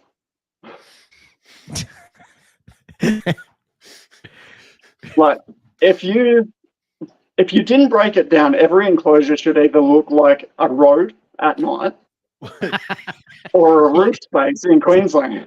There was something where it said I finally got my naturalistic setup, and it was an Exoterra, and it had like a beer can that was crushed in one corner and a bunch of other garbage, and it was like, perfect. My snake's gonna love it. Like, it's I think we need to sort of break things down and identify why they're there.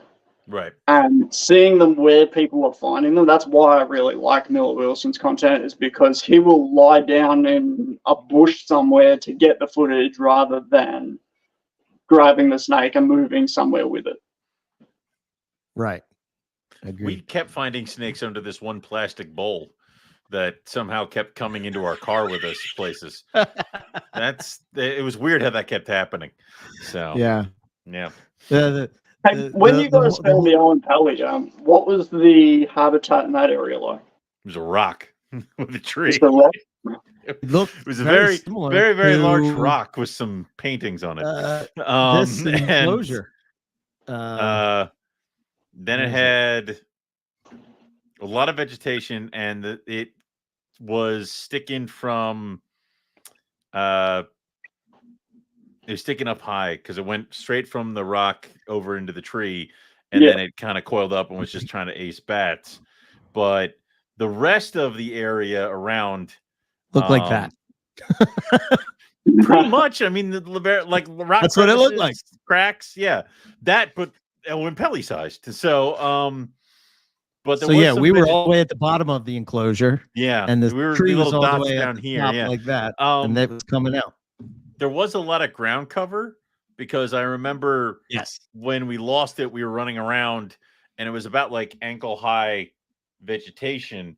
Because later we were like, so death adders, those are a thing, and we probably shouldn't have been running around in like all that. But so if you were to take from the area that you observed, if you were to break it down and make an enclosure out of those aspects, what would you put in that enclosure? High perching, lots of cover up high. Yeah, it definitely has to have height to it. I think rock crevices. You have to have rock crevices. Yeah, lots of them. I would imagine, though, that the rock crevices are probably there because they're trying to escape the smoldering heat. Yeah. Yeah. I mean, it could potentially use the burrow-like setup if you kind of did the rock crevice to almost look like it would go down someplace. But I mean, it would climb too. It would climb like rock and tree too, so it would kind of be like all over the place. So it'd have to be pretty complex. Yeah, I mean, a lot of aspects from your carpet enclosure with like maybe some larger rock outcroppings and stuff like that. So, but was not there too any far was it like carpets in the aspect? Was there any water nearby, creeks or? No. No, there wasn't. So more dry. Yeah, it was drier. It was in Kakadu, basically. Yeah, Kakadu.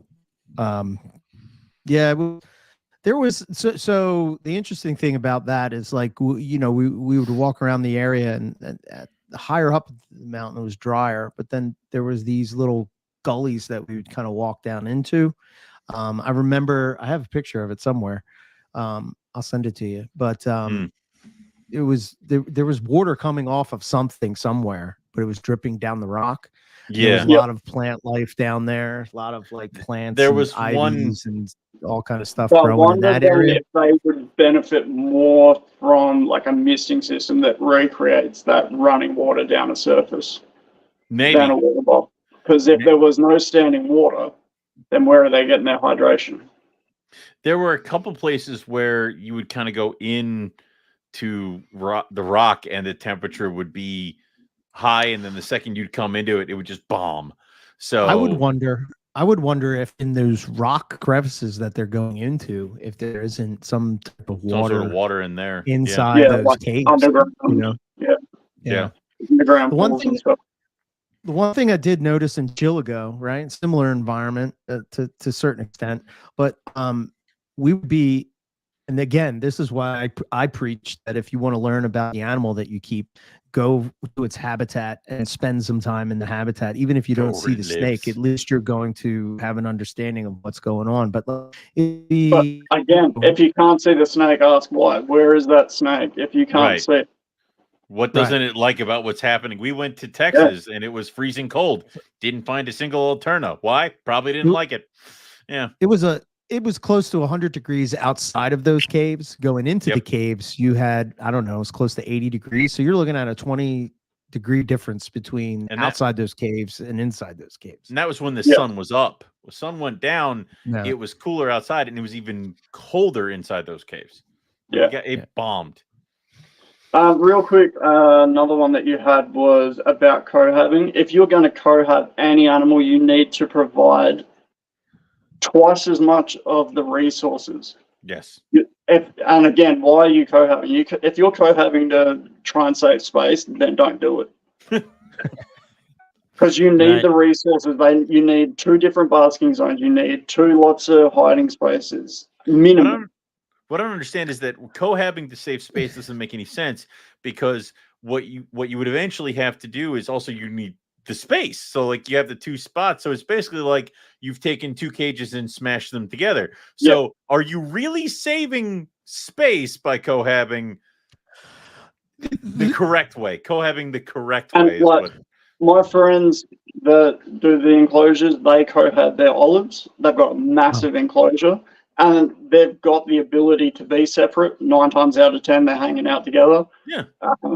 Josh Fastusa, I did a background for him. He had his Bradley cohabbed, but we made sure that they had access to their own resources if they wanted them. Right. You're the one that did the Alice Springs backdrop for him? Yeah. Oh, that had Eric, to be Eric just didn't know that. Yeah, he did the shack. He did the shack himself. Yeah. Another artist did the painting in between the shack and the rock work, and I did the rock work. Oh man. Eric's like, how much does it cost to have? I love that enclosure. Yeah. I was like, oh, that is so cool. Yeah, well, at some point, I want to do an extensive holiday to America and do some enclosures for people while I'm there. So there you go. Might have to pay you a visit. Yeah, great. No. Come on, man. Damn it. Come on. In fact, that's possibly even one of the photos that I took. I think it is. Cool. I got it from your thing, and I looked at it and I was like, I wonder if that's the same enclosure. I forgot to ask you that. Very cool. I'm glad. That is awesome. You said that. Yeah, that one was done with a bit of a different method where I coated up, and while it was still wet, I got red sand and sifted it over it so it would stick to the mix. Oh, cool. That's a fun way of doing it as well. Pretty easy. Yeah, that's awesome. The reason that I brought up the cohab is that I've noticed and I don't know if it was this past year in particular, but more so than anything in the past, maybe people are just sending me the pictures, but like they're constantly sending me pictures of diamond pythons in these breeding balls. So I'm like, do they need to all be together during breeding season? Should I, when I'm designing this cage, should I have it to where I can sort of, you know, we have these little tube attachments that we do between enclosures, sometimes from the top, sometimes from sides, whatever. You sort of cap it off when you don't want, you uncap it, and they go and sort of similar to like what we see with garter snakes, well, not on that level, but I've seen that photo too. It's quite interesting. I don't know. Just something I was thinking about. Man, this has been awesome. I appreciate you taking the time off from the chat with us, and that's all good. My boss is just trying to ring me. So right on. Yeah. All right. Well, it's all under Copperhead Customs on on all Copperhead the things. Customs. Just look for the logo. It can be a bit hard to find due to the algorithm, but if you go to my page, there's links and stuff. So we'll put all the links in the show notes and all for everybody to check out. So awesome. if Eric gets diamonds this year, you're gonna have to come, and I'm gonna need a diamond enclosure. So I don't want to put everybody else on this call on some sort of notice, but you need to make the diamonds, and okay. So there we go. So see how it is. All right, man. Well, much appreciated, and we'll be following you. I love your stuff, man. Very good. Thank you very much. It's been a pleasure. Awesome. All right, man. Thanks, dude. All right. See you. All right. So back 2024. Here we are, Owen. We're ready to go. Just keep going. Those enclosures got you going, huh? I mean, what it does in these kind of shows where like we have these, and I'm just like, I'm gonna go downstairs and I'm gonna put some rocks in some cages. Like I'm gonna there's because I have these fake rock outcroppings. I have the universal rocks up here, which I like them, but I don't think they're big enough for the roughy. And I want to do more. The little guy, he's fine. Matt has a pretty sweet setup when it comes to that. Right. So stuff. I've been sitting there and I'm like, I think I should just get some more universal rocks. And I haven't pulled the trigger on them because the bigger ones that I want, Riley's like $80 a rock. Riley. So it's like, I've been thinking about just making my own out of that like Owens Corning stuff and like covering it. And all this does is just kind of push me towards that edge of I could do that. Like just make one out of there. It'd be fine. So it's dangerous. So I'll probably end up making my own rocks this summer. I just, I just like his approach. It's not, again, I guess if you're breeding and all, I think some of the ideas that he was talking about, right? If you want to have, you don't necessarily have to have it look like the jungle in cans, right? But you need the ideas of what makes cans work. You need to have the things in there that make it a good environment. So yes, but yeah, I want to do some rock ledges, and I kind of would have started including them in some of my other cages downstairs. So, you'll have to send him a picture of your rhino enclosure. I think I did. I sent a bunch to the chat that you and I and him are in. Okay. Because my wife, I asked her, I'm like, can you get me some pictures? And then she like just sent me a bunch. I'm like, no, from the inside. And then she sent me a bunch more with some angry text messages. So yeah, it was nice of her. Oh yeah, I see it now. Yeah. So yeah, definitely cool. All right, let's see, what do we have? So we have, if you want to subscribe to the podcast, whatever podcast app you use, we're on it. And there's other podcasts that are on the network. You can subscribe to them as well. They have their own feeds and stuff. You can follow us at everything, MPR Network. If you want to contact us, MORELIA@gmail.com. I'm trying to, like I said, we're lining up next week. Owen and I are going to talk about getting baby rough scales to eat. That seems to be an issue that a lot of people run into with roughies. So it was weird that this season you let Lucas and I do the breeding episode on the Carpets and Coffee, but more and more people, like a lot of the questions was just like all like very roughy based. What did you do to do this? How did you do that? And like, it was a lot of that kind of stuff. So a lot of people are very interested in the roughies as far as breeding. And then, like we've said before, we'll get into that too. Exactly. Breeding eggs season is the first step. Then the hard stuff begins. So yeah. And so we're going to do that. We have like I said, we have three chondro shows lined up. We have some more carpets shows lined up. Right. And I know Owen's chomping at the bit to talk to Keith about his, which will be totally outside of our realm. I am, yeah. I want to talk to we're gonna drag Keith on here and make him talk to us about his earless monitors, because I want to know.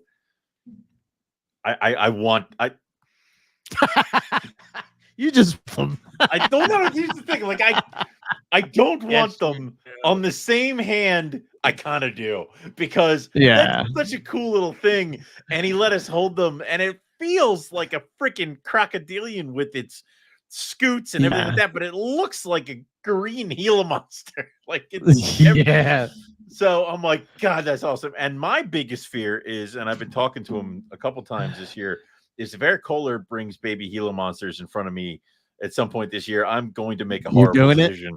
I can't. Okay. It's very bad. It's very bad. And no, I will not ship any problem feeder rough scale pythons to anyone, Riley. I only have one, and you can't have it. Everybody else is eating. That was a good effort, Riley. That was nice a good try, effort. Though. That was good. That might have slipped right in there if I wasn't paying attention. That might have worked. Hey, will they get them to eat? Yeah, maybe I should. No. I like it. Nice try, though. I would give him an A for effort. So we have some solid Morelia Python shows almost like the name coming of the up. show. Yes. So weird.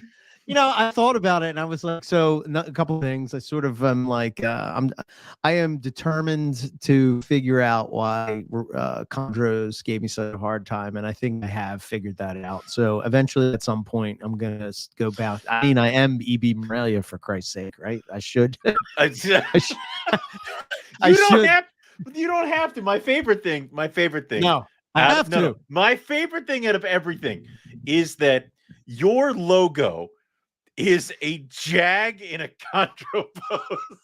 It's like you can't do the chondros, and you've moved so far away from jags now. Well, it's not a jag, but yeah, I can see why I say it's a jag. Yeah, X. no. Well, it was the skull and crossbones. Whatever.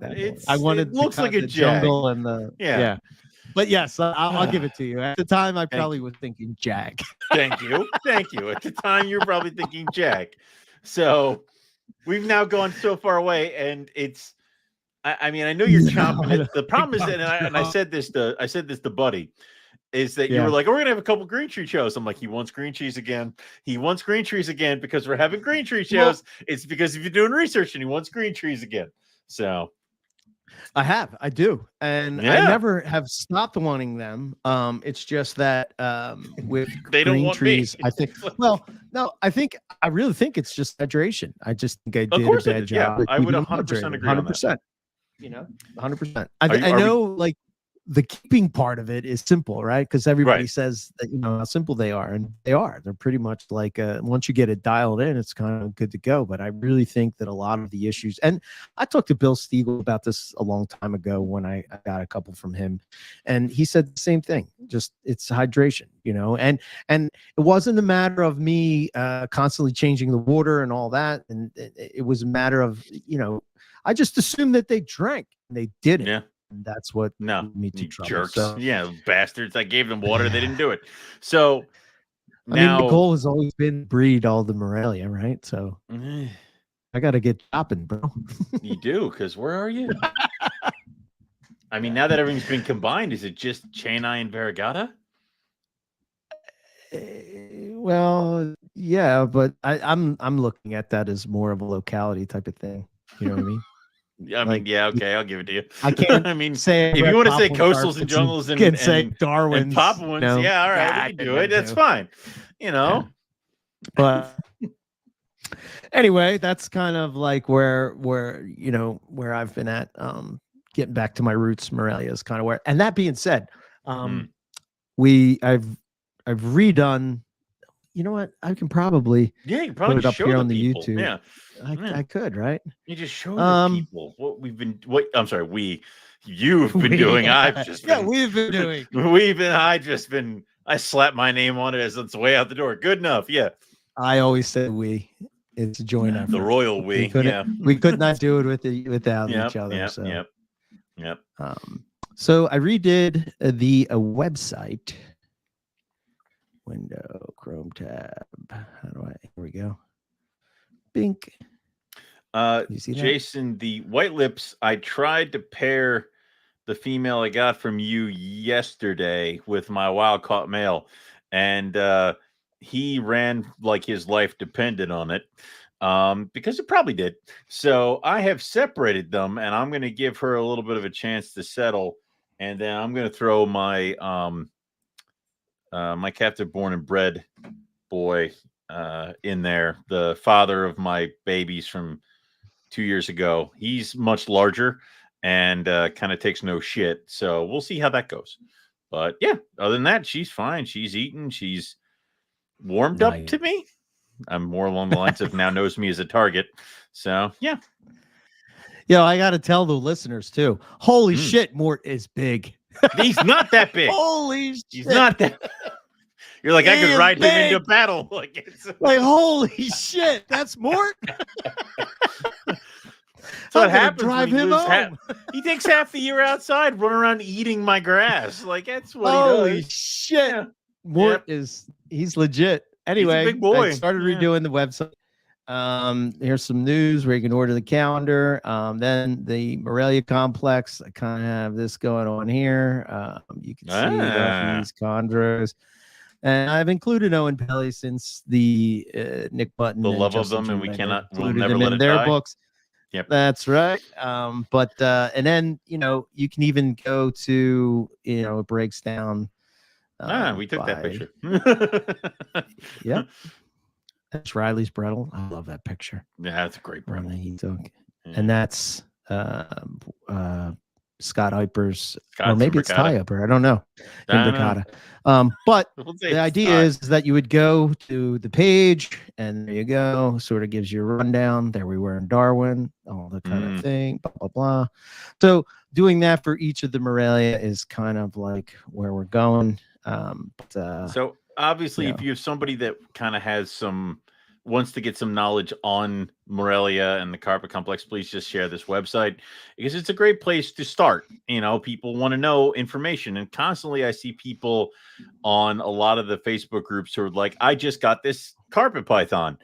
How do I keep it? What's going on? What is it like? And a lot of stuff is, the knowledge is there. It's just some people may need some direction. So please share the website, share the podcast. Anybody who's interested in Morelia, I think we've been doing this for, I keep saying I've been breeding for 10 years, but we've been doing the show for 12.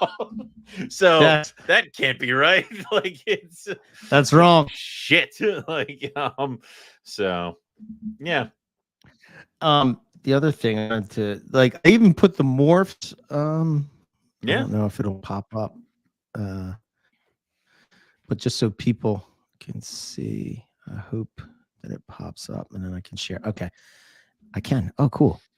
All right, I'm going to share this real quick. Did I share the right one? I don't think so. I have to make you look at my website and see if you can jazz it up for me. It's just black and white, simple, to the point. Here's snake. Buy snake.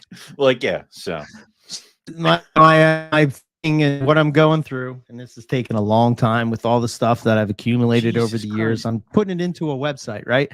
So the idea here is that you click on the Jag, it tells you the story of the Jag. Now you got jungle jags, that's Riddler, you Bullwinkle, you Gamma, you got Scream, all the famous ones. Here's inland jags, caramel jags. Then you got the combos that are like tiger jags, caramel, etc. Oh, there's your boy right there, Owen. I also have the Ocelot Jag. Yeah. I also have the Xanic Jag. This will give you an idea of where you can go to sort of to see all the different combos and stuff like that. I gotta send you some of my caramel jag stuff. Yeah, you should. So I can put it in there since you have the best stuff. So I mean, Yeah, because the caramel jag is well, the problem is some of them might be supers, and I have to figure that out. So it's weird because the idea is to go through all of what's that? Well, I mean, what was a caramel jag in that picture is some of the first caramel jags. So now it's what is a caramel jag now blows that thing out of the water, but it's still just 100%. A caramel jag. So it's okay. So the idea is, and then to do that with green trees, and then to do that with Owen Pelly's roughies and stuff. Not that there's more than two, but that's sort of where it's going. So it's a work in progress, and I'm going to put books that you should check out, and put a blog of what I'm doing with my carpet pythons and stuff. I actually I just ordered a new book off Amazon that'll be here in a couple days. And it was because it was on sale, and it is breaking down the Burmese pythons living in Florida, of how they became such a problem, and how they fit into the little niche down there that was open and all that stuff. So I'm that'll be fun. Niche. That's a good read. Yeah. Niche. I'm that'll be it's fun been so read. long you forget how to do it. I forget. Anyway. Yeah, he's got to start a new list. We already aired all the grievances for 23, so I have to try to give Nipper ammo right from the gate. Yeah, I gotta. Ready? We're starting. Here we go. Yep, I love it. Yep. Okay, so don't forget Cold Blood Caffeine. Check those guys out. They do fresh roasted coffee. We have an affiliate link with them down in the show notes. You can check it out. Carpets and Coffee Blend. And then we have Cold Blood Cafe. We all know what's going on with the price of rodents. So we have an offer MPR 10 to get 10% off your first order. And they are the ones and stuff. Yeah, and they are the ones that also have the quail stuff that we were talking about with the eggs. with the baby quail in it. So you have to talk with Chris on that one, and he'll get you guys hooked up if you need it. If not, we said that we got the other, because people were asking about the other button quail that we got from Jason Hood, which is the dude, you can contact him. MORELIA crap. You can contact him for his stuff. So if you do have problem feeders, or you're going into the breeding season and you kind of got a little worry in the back of your head, or you had a clutch this year that drove you nuts, contact Chris. He'll get you hooked up with the quail that are in the egg. And then if you contact Jason Hood, he'll get you hooked up with some button quail. So those are helpful, and they are Morelia crack because they are the bird the size of a goddamn fuzzy. So They're great. Yeah. They're great. Anyway. Yeah. And, we showed you the website. We got the swag store. Again, I'm redoing all this stuff for 2024. And we also have the Patreon. And if you guys have we probably anything, should do. Oh, go ahead. I was going to say, if anybody had any suggestions on swag they would like to see, let us know. I have one that I'm kind of working on trying to figure out. So if you have a quote from MPR that was one of your favorites you'd like to see on a t-shirt, let us know. We might throw that in. Any other kind of swag or anything else you guys want to see, let us know. We'll try to get it working on it. If you're an artist and want to contribute, let us know. We suck at drawing.